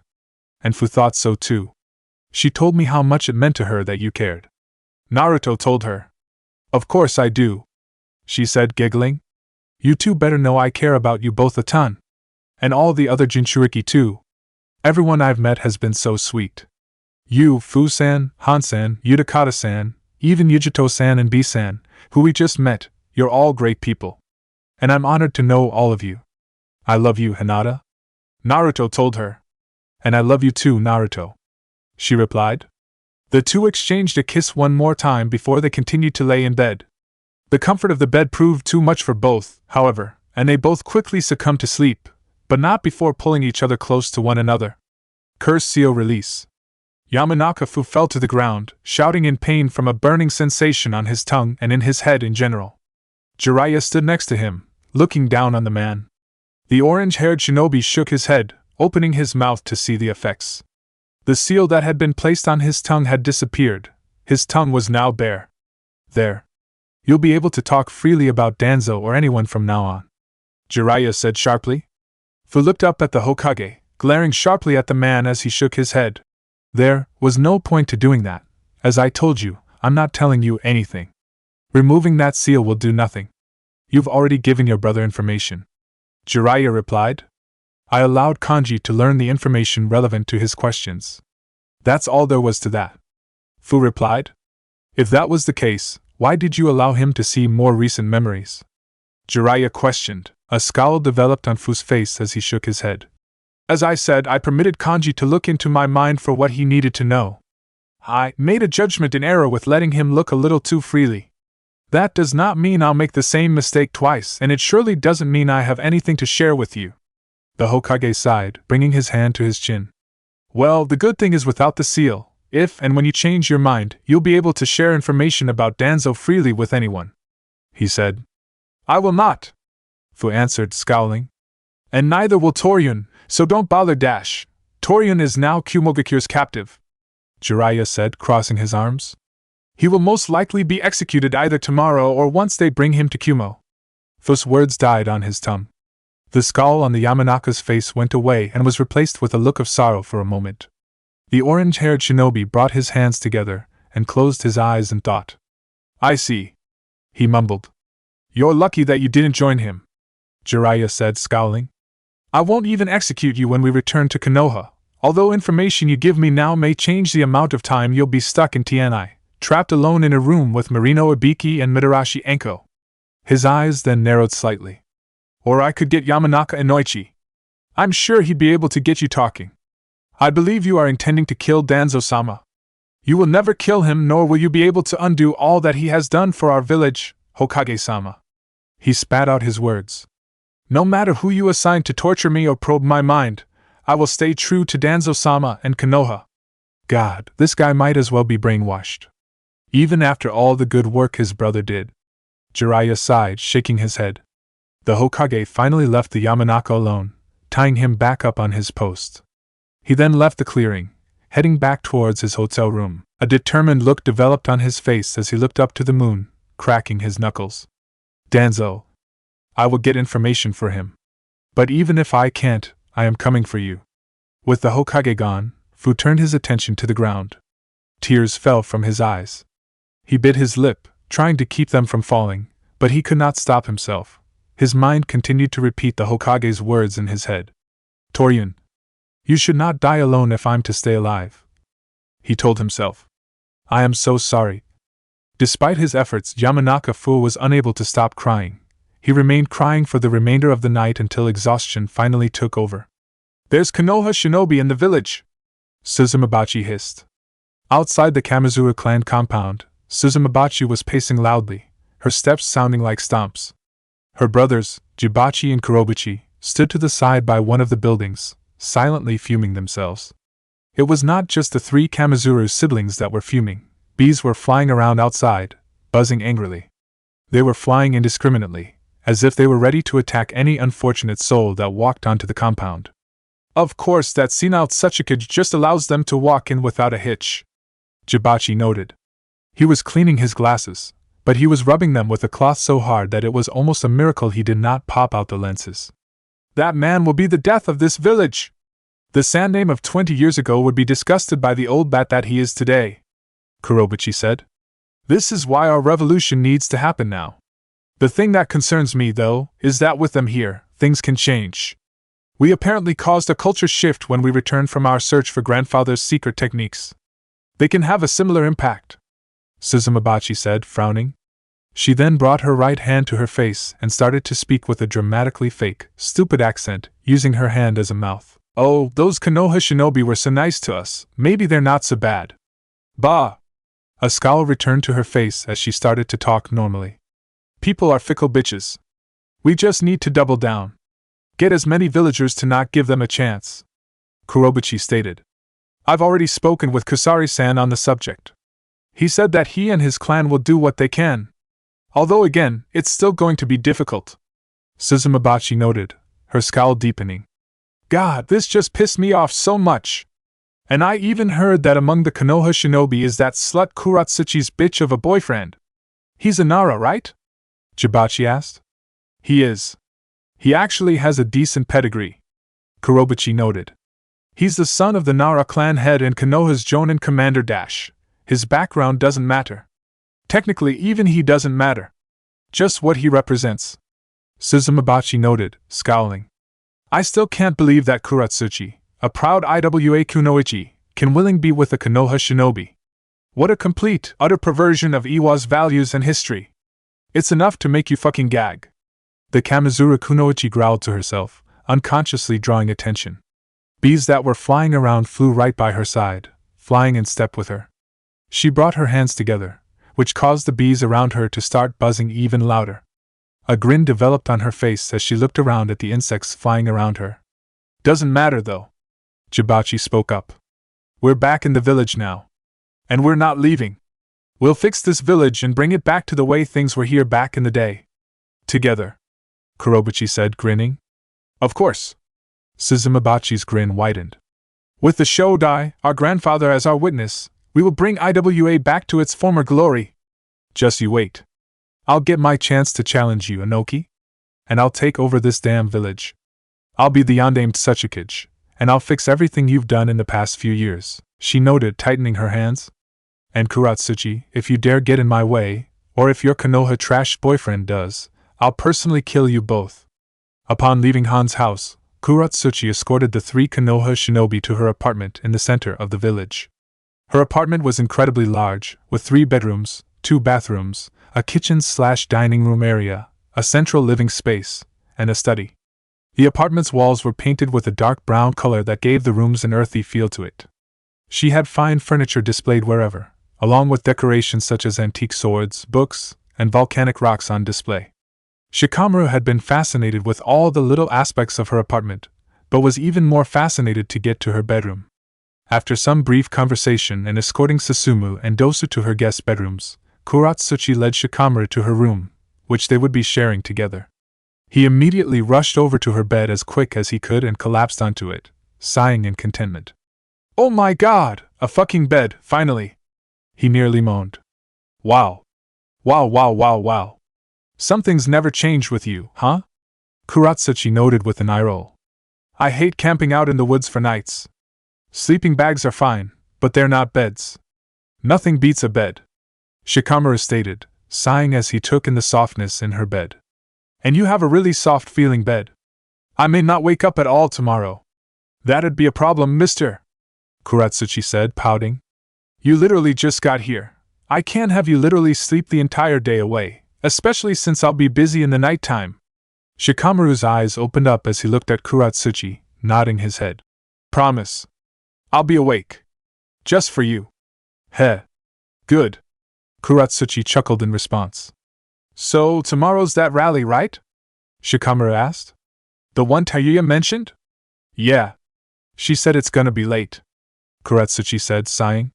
It's whatever though, Risho, Roto, and I will crash it and try to derail it before it gets too heated if we can.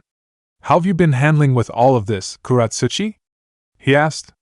I know you've been mentioning it in your letters. Everything been fine overall for you? I mean, yeah, it's fine. But it's just been stressful, I guess. She sighed once more. Kuratsuchi pulled herself up, sitting down cross-legged on her bed. Shikamaru did the same. The two faced each other as the Nara stared at the IWA Jonin, who was zoning out into space. It's just been stressful, I guess, feeling a lot of pressure right now. I feel like the Kamizuru are getting influence in the village and that I need to do what I can to stop it. Because they're wrong. Konoha's not the villains like they keep claiming. And thinking like that will only do IWA more harm than good. She admitted, frowning. And I know I'm one of their biggest opponents, so lately I've been feeling a lot more eyes on me than usual. You feel like more people are paying attention to you? Shikamaru asked. Kuratsuchi nodded her head. When I was younger, I always had people watching me, since I was Gramps' granddaughter. People always wanted to see what I would be able to do and whether I could follow in his legacy. And honestly, growing up that shit always bothered me. 'Cause I feel like some people would have way too high expectations. It makes accomplishments not feel worth it if you think people are expecting more. She shook her head again, chuckling slightly. Course that shit started to fade once I actually became a shinobi and made a name for myself. People here started to see me for being me, Kuratsuchi, and not the sandamed Tsuchikage's granddaughter. And it was nice. The chuckling stopped as her frown returned. But now it's back again. Because you're one of the most outspoken about being pro-Konoha. The Nara realized. She nodded her head once again. Yup, so people like to pay attention to me again now, but like on a political level now. I need to be more careful with my words. Need to not be too hostile in public settings, need to be professional, but also need to come across the right amount of aggressive and show strength. And I need to be even more on top of my shinobi skills, cause now I'm getting directly compared to Suzumabachi, who, admittedly speaking, has more experience than me. A scowl developed on her lips. And that's not me saying that I think I'd lose to her in fight. Like hell I would. But I know that she looks better in comparisons by nature. She has a war record. She has years of experience over me. Shikamaru nodded his head in understanding, frowning. Do you think you're doing okay? I think I am. I just think I could be doing better. Kuratsuchi admitted. Objectively, I'm at my strongest I've ever been. And hell, this is good political practice for when I get the Tsuchikage title, but damn does this suck right now. I feel like I could be doing better with all of this. I'm sure you've been doing great. Shikamaru said, shaking his head. Actually, I know you've been doing better. Yeah. She shrugged her shoulders, laying back down. Shikamaru's frown deepened slightly. He laid back down next to her and shoved her shoulder slightly. You know I wouldn't lie to you. Lying would be too troublesome, he said, letting out a small chuckle. You're a marvelous shinobi, Kuratsuchi. And you're doing a good job. Your grandfather knows that, your team knows that, and I know that. And you got enough charisma to really make a difference for things you believe in. I know. Kuratsuchi replied, smiling. So you're doing great. And you're going to keep doing great. Shikamaru said, now starting to grin. Because doing anything less would be too troublesome for you. He then leaned down, giving her a kiss on the lips. Kuratsuchi's eyes closed as she returned the kiss. Her hands went behind Shikamaru's back as she rolled on top of him for a moment. As quickly as she got on top, however, Shikamaru flipped them, rolling so that he was on top of her. Never once did the two break their kiss. After nearly a minute, the two finally broke their kiss. A giggle escaped Kuratsuchi's lips as her hand went to his heart. So forward. So active. She noted, grinning. Who are you and what you have done with my lazy-ass boyfriend? Oh, forgive me for being a little forward with my girlfriend. I haven't seen her in a while. Shikamaru replied, rolling his eyes slightly as he chuckled, giving her a kiss on the cheek. God, I miss you. I needed this. She sighed peacefully. Her hand went downward, rubbing his cheeks. I really did. I've been stressed out so much that I was probably one more day away from snapping at Suzumabachi and making a scene. So, thank you? There's nothing to thank me for. Shikamaru replied, smiling as his hand was on her waist. I'm always there for you if you need me. Like you were there for me when I was going through problems after the Kirigakure Civil War. I know you are. And you know I will always be there for you. Kuratsuchi said. I love you, Shikamaru. I love you too, Kuratsuchi. Shikamaru said back. With those words, the two continued where they left off, their lips making contact once again. And we're here, Kabuto stated. Both Kabuto and Haiden stood close to the gates of Iwagakure. Haiden's eyes narrowed in on his partner. Kabuto was no longer wearing the Akatsuki forehead protector and was donning clothes that resembled an Iwagakure shinobi, including an Iwagakure forehead protector. You pulled that look off too well. Almost as if you were an IWA shinobi. Haiden noted. Well, I was at some point. I've spied here before under the alias Hajime Yurishi before. I am willing to return to the village with the name for the moment, should I get found and questioned. After all, I've been on a major long-term mission for Iwa's interests, after all. Kabuto answered, chuckling. Assuming I'm even found, of course. Naturally, not a soul will notice my presence here. Humph. Haydn scowled, crossing his arms. You know how much this blows, right? You drag my ass all the way to IWA, and I'm not allowed to even step foot in the village. A grin developed on his lips as he cracked his knuckles. You know, if you let me come in, you and I could probably bring the Gobi Jinchuriki back with us to pain, you know? We'd maybe draw attention to ourselves that way. Kabuto interrupted, frowning. I want to keep this under wraps. I just want to go in myself. Bah. You know we'd be doing good for Akatsuki if we tried to capture that Han dude, right? Haydn asked. Akatsuki has a plan to capture the Jinchuriki. No need to interfere with that plan. Kabuto dismissed. For now, we're just killing time, waiting. And I have a very fruitful use of my time here. More grave rubbing. Great. Haydn rolled his eyes. Look, I'll be back in a week. That should give you plenty of time to get your shit. I'll find some village that I can sacrifice to Jashin-sama in the meantime. But let me be blunt about this. I've been following you for a while now on these little grave-rubbing sessions of yours. And I'm tired of it. So when you get done with this shit, you're coming with me to somewhere I need to go. Oh? And where would that be? Kabuto asked. I have to go to one of Jashin-sama's temples. Haydn said, grinning. I think I've been a pretty devout follower recently. Maybe I'll get rewarded for my services with another blessing and receive more techniques. A chuckle escaped Kabuto's lips as he nodded his head. I'm fine with that. When I get done here, you and I can go to this temple of yours. Heh. Haydn's grin widened as he started to walk away from Iwagakure. Get your shit done with here quick, Haydn. I promise, I won't take long. Kabuto said, waving goodbye. Kabuto stood still, watching Haydn leave until the man was officially gone from his sight. A chuckle escaped his lips as he turned his head back to the village. He's so simple. But I am curious to see his temple. I would like to learn as much as I can about his religion and his source for immortality. If nothing else, I'd like to get him more trusting of me. Kabuto told himself. But enough of that. For now, back to work. A grin developed on the former right hand of Orochimaru as he began to sneak his way into the village. I've already hit Konoha, Suna, and Kiri. This will be Major Shinobi Village number 4. And I'll hit Kumo during the invasion. My research is getting even better. And things will get much more interesting when I finish everything. With those thoughts, Kabuto entered Iwagakure, his personal mission officially underway. Upon the sunrise in Shimagakure, both the Konoha and Kumo shinobi got prepared to leave, gathering their belongings.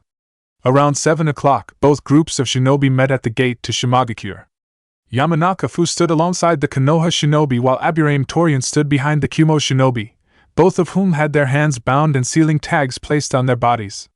Sasuke and Darui stood directly behind the respective root agents, their eyes focused on each of them. The Chunin exams are coming up soon, Jiraiya. 5 weeks to be exact. I'll be sending out letters to the other Kage the moment I get back to Kumo. Said, crossing his arms. This better work out. This will work. Jiraiya nodded his head. This will keep casualties across the board down entirely. Beyond just that, this invasion better end with the entire organization routed. The Raikage stated. Akatsuki's going down from however many to 0. When it's all said and done, then we'll be the heroes. B declared, grinning.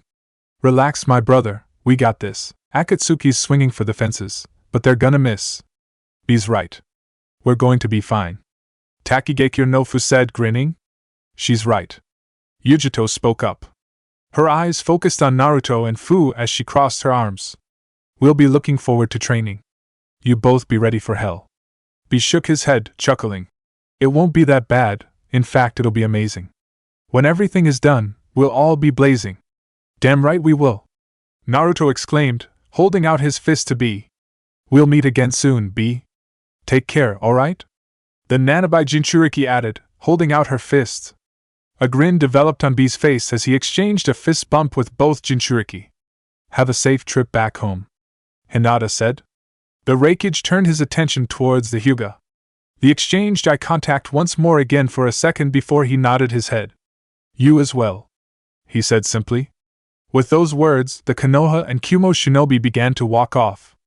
As the group started to leave, however, Yamanaka Fu and Aburame Torian turned to face one another. Fu knew his fate was unknown. Jiraiya had said he was going to be imprisoned and not executed, but he was uncertain of that. But he did know of Torian's planned fate. Torian seemed to know of his own fate as well. The two shinobi stared at one another. They did their best to remain as emotionally detached as possible as they bowed their heads. It was an honor to serve with you, Torian noted. As it was with you, Fu mentally replied. A few seconds passed by and the two rude agents were forced to turn their attentions back, walking forward with their groups. Hey bro. Yamanaka Fu turned his head to face his brother. Kanji was walking by his side, frowning. I know. What you felt for him. I'm sorry. It's the nature of our duty. We serve Konoha. We die for Konoha. It happens. He shrugged his shoulders. You don't have to lie. I know it's more than that. Kanji said, frowning. I saw your memories, you know? I know that he's been your partner en route the whole time. I know that you had feelings for him. Torian was my rock en route, yes, but I always knew one day he would die. Or I would. It's the nature of our job. Fu answered. You need to learn to accept it. It'll happen one day with you and your teammates, and hopefully by then, you'll be able to move on for the good of Konoha. Kanji said nothing in response. The Konoha shinobi turned quiet as the group continued on their path back home. Shikamaru, Kuratsuchi, Dosu, and Susumu, upon waking up, got dressed and prepared to get ready for the day. The IWA Jonin insisted that the group accompany her for breakfast, so she let them all out into the streets of Iwagakure, leading the way. So I know this Shikamaru's first time here, but have either of you been to IWA before? She asked Dosu and Susumu. Both shook their heads, causing her to smirk. Well, what do you think then? The village lives up to its name, village hidden in stone indeed. This is an incredibly earthy village. Dosu noted, chuckling, his eyes moving up to the mountains around the village. I don't believe I have ever seen mountains like these. Our village doesn't just use those mountains for protection either. There's a tunnel system that can help you travel quickly through the village, if you know how to use them. Kuratsuchi noted, chuckling. There's even stores, restaurants, businesses, and homes directly inside the mountains. Fascinating. Susumu noted, bringing his hand to his chin in thought. I'm feeling a tad inspired. If we have any spare time, I would enjoy the opportunity to explore the village and work on a new project. I mean, you all are just here right now, right? Not on a mission in particular? Do whatever you want, Kuratsuchi said, grinning. Did you have something you wanted to work on in particular? I do enjoy a good landscape painting, and I think a life of a city underneath the earth would be fascinating to capture, the Uzumaki said. Shikamaru was silent as the conversation was going on. His eyes, instead, were focused on the people around them. Nearly everyone they passed in the streets of Iwa were staring at them. People walking on the opposite side of the street would stop to stare at them for a brief moment before continuing with their day. Some people were simply staring at them with no emotion visible on their face. Others seemed to look on approvingly, with a few of them smiling and waving at Kuratsuchi. Others, however, looked angry. The Nara could see visible rage in their eyes as they glared at them. They would often glare for a few seconds before they turned away towards another person nearby to chat with them. The Nara noticed one man reach for a kunai knife as he stared at them. Shikamaru turned to look the man in the eye, glaring back as he reached into a pocket, preparing for the man to attack. The two kept their eye contact for 5 seconds before the Iwa shinobi seemed to give up. He pocketed his kunai once more and, with one last glare, stormed off in the opposite direction, mumbling under his breath. You're noticing them as well, Dosu noted. Shikamaru turned to see the Tokubetsu Jonin matching his pace. Kuratsuchi and Susumu were still discussing art and landscape. You've been paying attention? I've been hearing lots of comments, Dosu noted. A very mixed response. Some people seem genuinely interested in us. Others are wondering which of us is Kuratsuchi's mysterious Konoha boyfriend. A frown then developed on his face. Others are doing very little to hide their disgust with us. I heard someone question why the Tsuchikage allowed us into the village, and another was seemingly debating about attacking us. Yeah, I saw that guy, Shikamaru said, sighing. Well, I guess it makes sense, given all that Kuratsuchi's been telling us about IWA right now. It's unnerving still, though, Dosa admitted, shaking his head. But it does give me more an appreciation for Naruto-san. Shikamaru paused for a second, considering his words. A deep frown developed on his face as he started to recall some of his earliest memories with his blonde teammate. So was it like this every day until you got our village's respect, Naruto? Shikamaru questioned. Shikamaru? You alright? Both Shikamaru and Dosu turned back to face Kuratsuchi and Susumu, who were looking at the two in concern. Yeah. Things are good, he said, chuckling. You know, I think I know why you said lying to you would be too troublesome last night. You are really bad at lying to me, Shikamaru. Kuratsuchi said, frowning. Yeah. I know. People here have changed. Not all. But some. Some of those dirty looks aren't just directed at you guys, you know? I've heard. Dosu admitted. I've heard some, not so pleasant things, mixed in with comments. I'd rather not hear what you've heard. Kuratsuchi admitted, sighing. It's a cultural shift, I suppose. When you got some heavily anti-Konoha mouthpieces speaking every second they can, it definitely changes the vibe of the village. It's concerning, to be honest. Susumu acknowledged. It reminds me of days back in Mizuno Kuni, back during the Civil War. Maybe not as extreme, since your village isn't trying to kill each other, but I definitely feel the mixed reception pretty similarly. IWA will never go that far. They can't. Tradition dictates we can't, Kuratsuchi said firmly. So long as we have a Tsuchikage in favor of Konoha, then nothing will change. The only thing that can happen is Kamizuru Suzumabachi challenging Gramps to a one-on-one. Ah yes. Yamano OSU is that policy, correct? Dosa asked. Kuratsuchi nodded her head. Your village will honor it no matter what. The Shodai and Night-aimed Tsuchikage established the precedence for it. Ishikawa relinquished power the second he lost without even slight rebellion. And both he, Mu, and Gramps have never killed any opponents that they defeated in a Yama no OSU challenge. The honor has been established with the intent of keeping peace amongst IWA shinobi and civilians the priority, Kuratsuchi said firmly. Our village will honor it.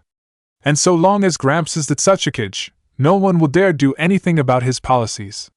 It's admirable, Shikamaru admitted. So don't feel like Iwa's unsafe or anything, is my point.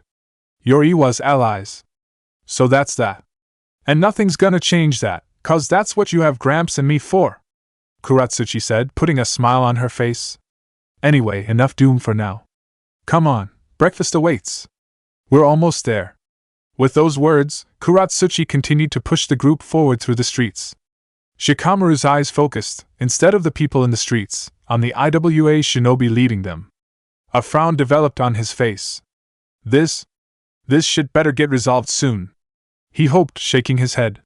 'Cause you seem exhausted right now, Kuratsuchi. More than you did when we were talking about this last night. We are here. Standing outside the Kamizura clan compound, a group of 15 men stood outside. All of them were dressed in standard Iwagakure shinobi uniform, but all wore masks that concealed their faces. All of them also had tanto swords attached to holsters on their back. One of the 15 walked forward, assessing the condition of the compound. They appeared to have a rally for tonight, most likely to drum up political support. Today would be an opportune day for all three of the Kamizuru shinobi to disappear. The man stated, as he turned to face the others. Let's do this. For Konoha.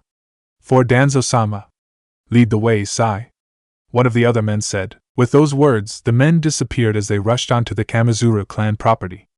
Oh, make 10. Are you talking about Fu? Or Fu? This whole thing feels foolish. The Konoha shinobi continued to walk through Shimo no Kuni. As they crossed a bridge over a river, Yamanaka Fu stopped for a moment. His eyes focused in on a bird that was flying. As soon as he was stopped, he felt a jab. Sasuke had poked him with the non-bladed of a kunai. Don't stand there and waste time, Fu, he said sharply. I haven't even stopped walking. Takigekyo no Fu replied, frowning.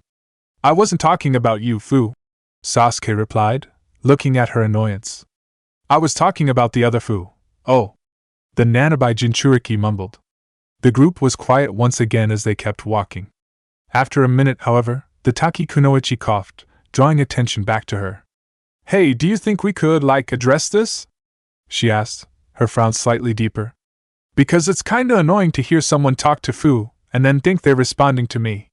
Yeah, that'd kinda annoy me too, Naruto admitted, chuckling. It's kinda weird you both have the same name, you know? I wouldn't think Fu would be a common name. It shouldn't be, damn it. The Nanabai Jinchuriki stated, turning to face the orange-haired Yamanaka. My name is a literal throwaway name that my parents gave me half-assed. How in the hell do you actually have my same name? The Yamanaka blinked in response before slightly shrugging his shoulders. Well, why don't we call you two by nicknames? Hanabi suggested. Hell no! I've gone by it all my life. I don't care much for it, but it's what I have. I'm not going to respond to anything else. Takigakure Nofu replied, crossing her arms. Just don't call me anything, Yamanaka Fu said with another shrug. Just don't address me. You'll assume you're talking about her. That solves that for you. No, we'll need to talk to you at some points, Fu and I.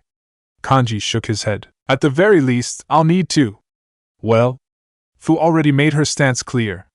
So we can just call her Fu, Jiraiya noted, chuckling as he turned his attention to the rude agent. So why don't we try and think of a nickname for you, Yamanaka Fu? I don't dash orangey, Naruto stated proudly, cutting off the Yamanaka. Cause of his orange hair. Naruto-sensei, don't take this the wrong way, but that sounds stupid, Katsumi noted. Humph. He crossed his arms. Well, what name do you think? The civilian-born Kunoichi blinked, not expecting to be put on the spot. Maybe Fumin, because he's Fu, but this one is a guy dash, okay, you can't criticize me if that's the best name you got, Naruto stated, rolling his eyes. That's even worse than mine. Well, back when we were younger, Fu and I was also an emotional, easy-to-anger person. It was fun riling him up, Kanji said, a grin developing on his face. With that mind, what about Furious? For an angry dash, we're not letting his nickname be a pun, fuck that, Katsumi interrupted. What about Yamafu? Hinata suggested. All eyes went to the elder Hyuga. Well, it's combining part of his last name with his name, so it's a bit more personal. Besides, it has the kanji for mountain and wind. So that's at least a name, she elaborated. Yamanaka Fu scowled. That's not dash, actually, I like that, Naruto said, grinning. That works perfectly. Yamafu has a nice ring to it, Katsumi said, nodding her head. Yamafu. Yamafu. Then it's settled. Our Fu will stay Fu. Yamanaka Fu will now be Yamafu, Jiraiya said, chuckling. Conversation ended there as the group continued to focus on their travels. Yamafu was quiet, however, as he crossed his arms, scowling. I didn't get a say in this at all. What the hell? He shook his head. And the kanji isn't even right. The Fu in my name is the one for seal. They can't just call me Mountain Wind. And that isn't even how you'd write it out. It would need to be dash. Needless to say, Yamafu would need to get used to his new nickname. So long as he was in the same room with the Nanabai Jinchuriki, however, that was what he was going to be called. Omega 11, Han's second match. Uzumaki Susumu. After breakfast, Kuratsuchi quickly rushed over to Han's house to meet up with Taiyuya, Risho, and Roto for a planned meeting to discuss Han's love life. Taiyuya had another idea that was important enough to discuss and once again took the three former students of the Jinchuriki by surprise when she finally vocalized it. Susumu? You mean the red-headed Konoha guy? Roto asked, tilting his head. You're trying to get Han-sensei together with a guy? Taiyuya nodded her head. Don't you get it? Maybe we were all thinking about this the wrong way. What if previous attempts haven't worked because you all have been trying to get Han with a woman? What if he likes men instead? I mean, I admit we haven't really thought of that before, Risho said. I don't know. I guess I never considered it. Han-sensei never really showed any signs he was attracted to men. But has he showed any interest in women, though? Taiyuya countered. I don't know. He keeps to himself too much, Risho replied, frowning. That's a fair point on your part. I guess we can consider that. That's sorta embarrassing, we never even considered that. Okay. We can try looking into seeing if he'd be interested in men, Kuratsuchi admitted, chuckling. So, mind if we ask then? What's your logic with this Susumu guy? Okay, hear me out, Taiyuya said, grinning. Han's an artist, right? The three former students took a second to look around Han's home, taking in all the paintings and scrolls that were on display, works that he himself had created. Works that they knew Taiyuya knew he did. No. I didn't know that. Risho deadpanned. Interesting revelation. Ah, bite me. Taiyuya rolled her eyes. Anyway, Susumu's an artist as well. He likes to paint. Yeah, Susumu and I talked about that earlier this morning. Kuratsuchi nodded her head in acknowledgement. So yeah, they share a hobby. And that's cool. What else? Taiyuya said nothing.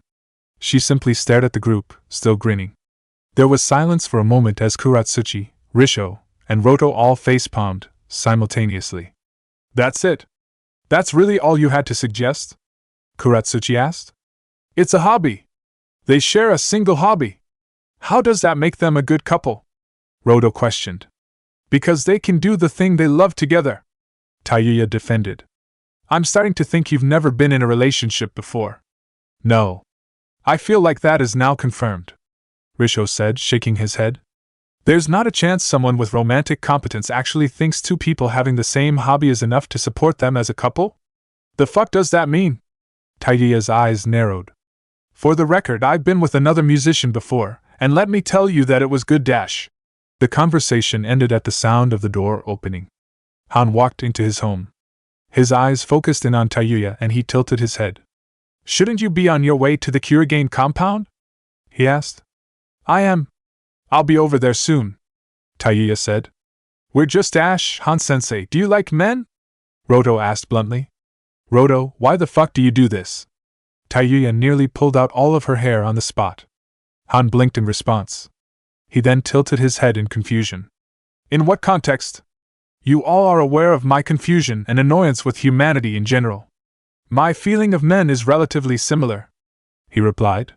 So is that what you meant?